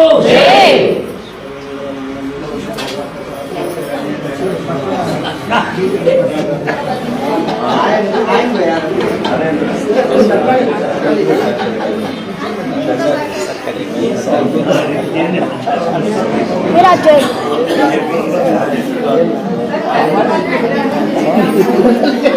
मेरा जय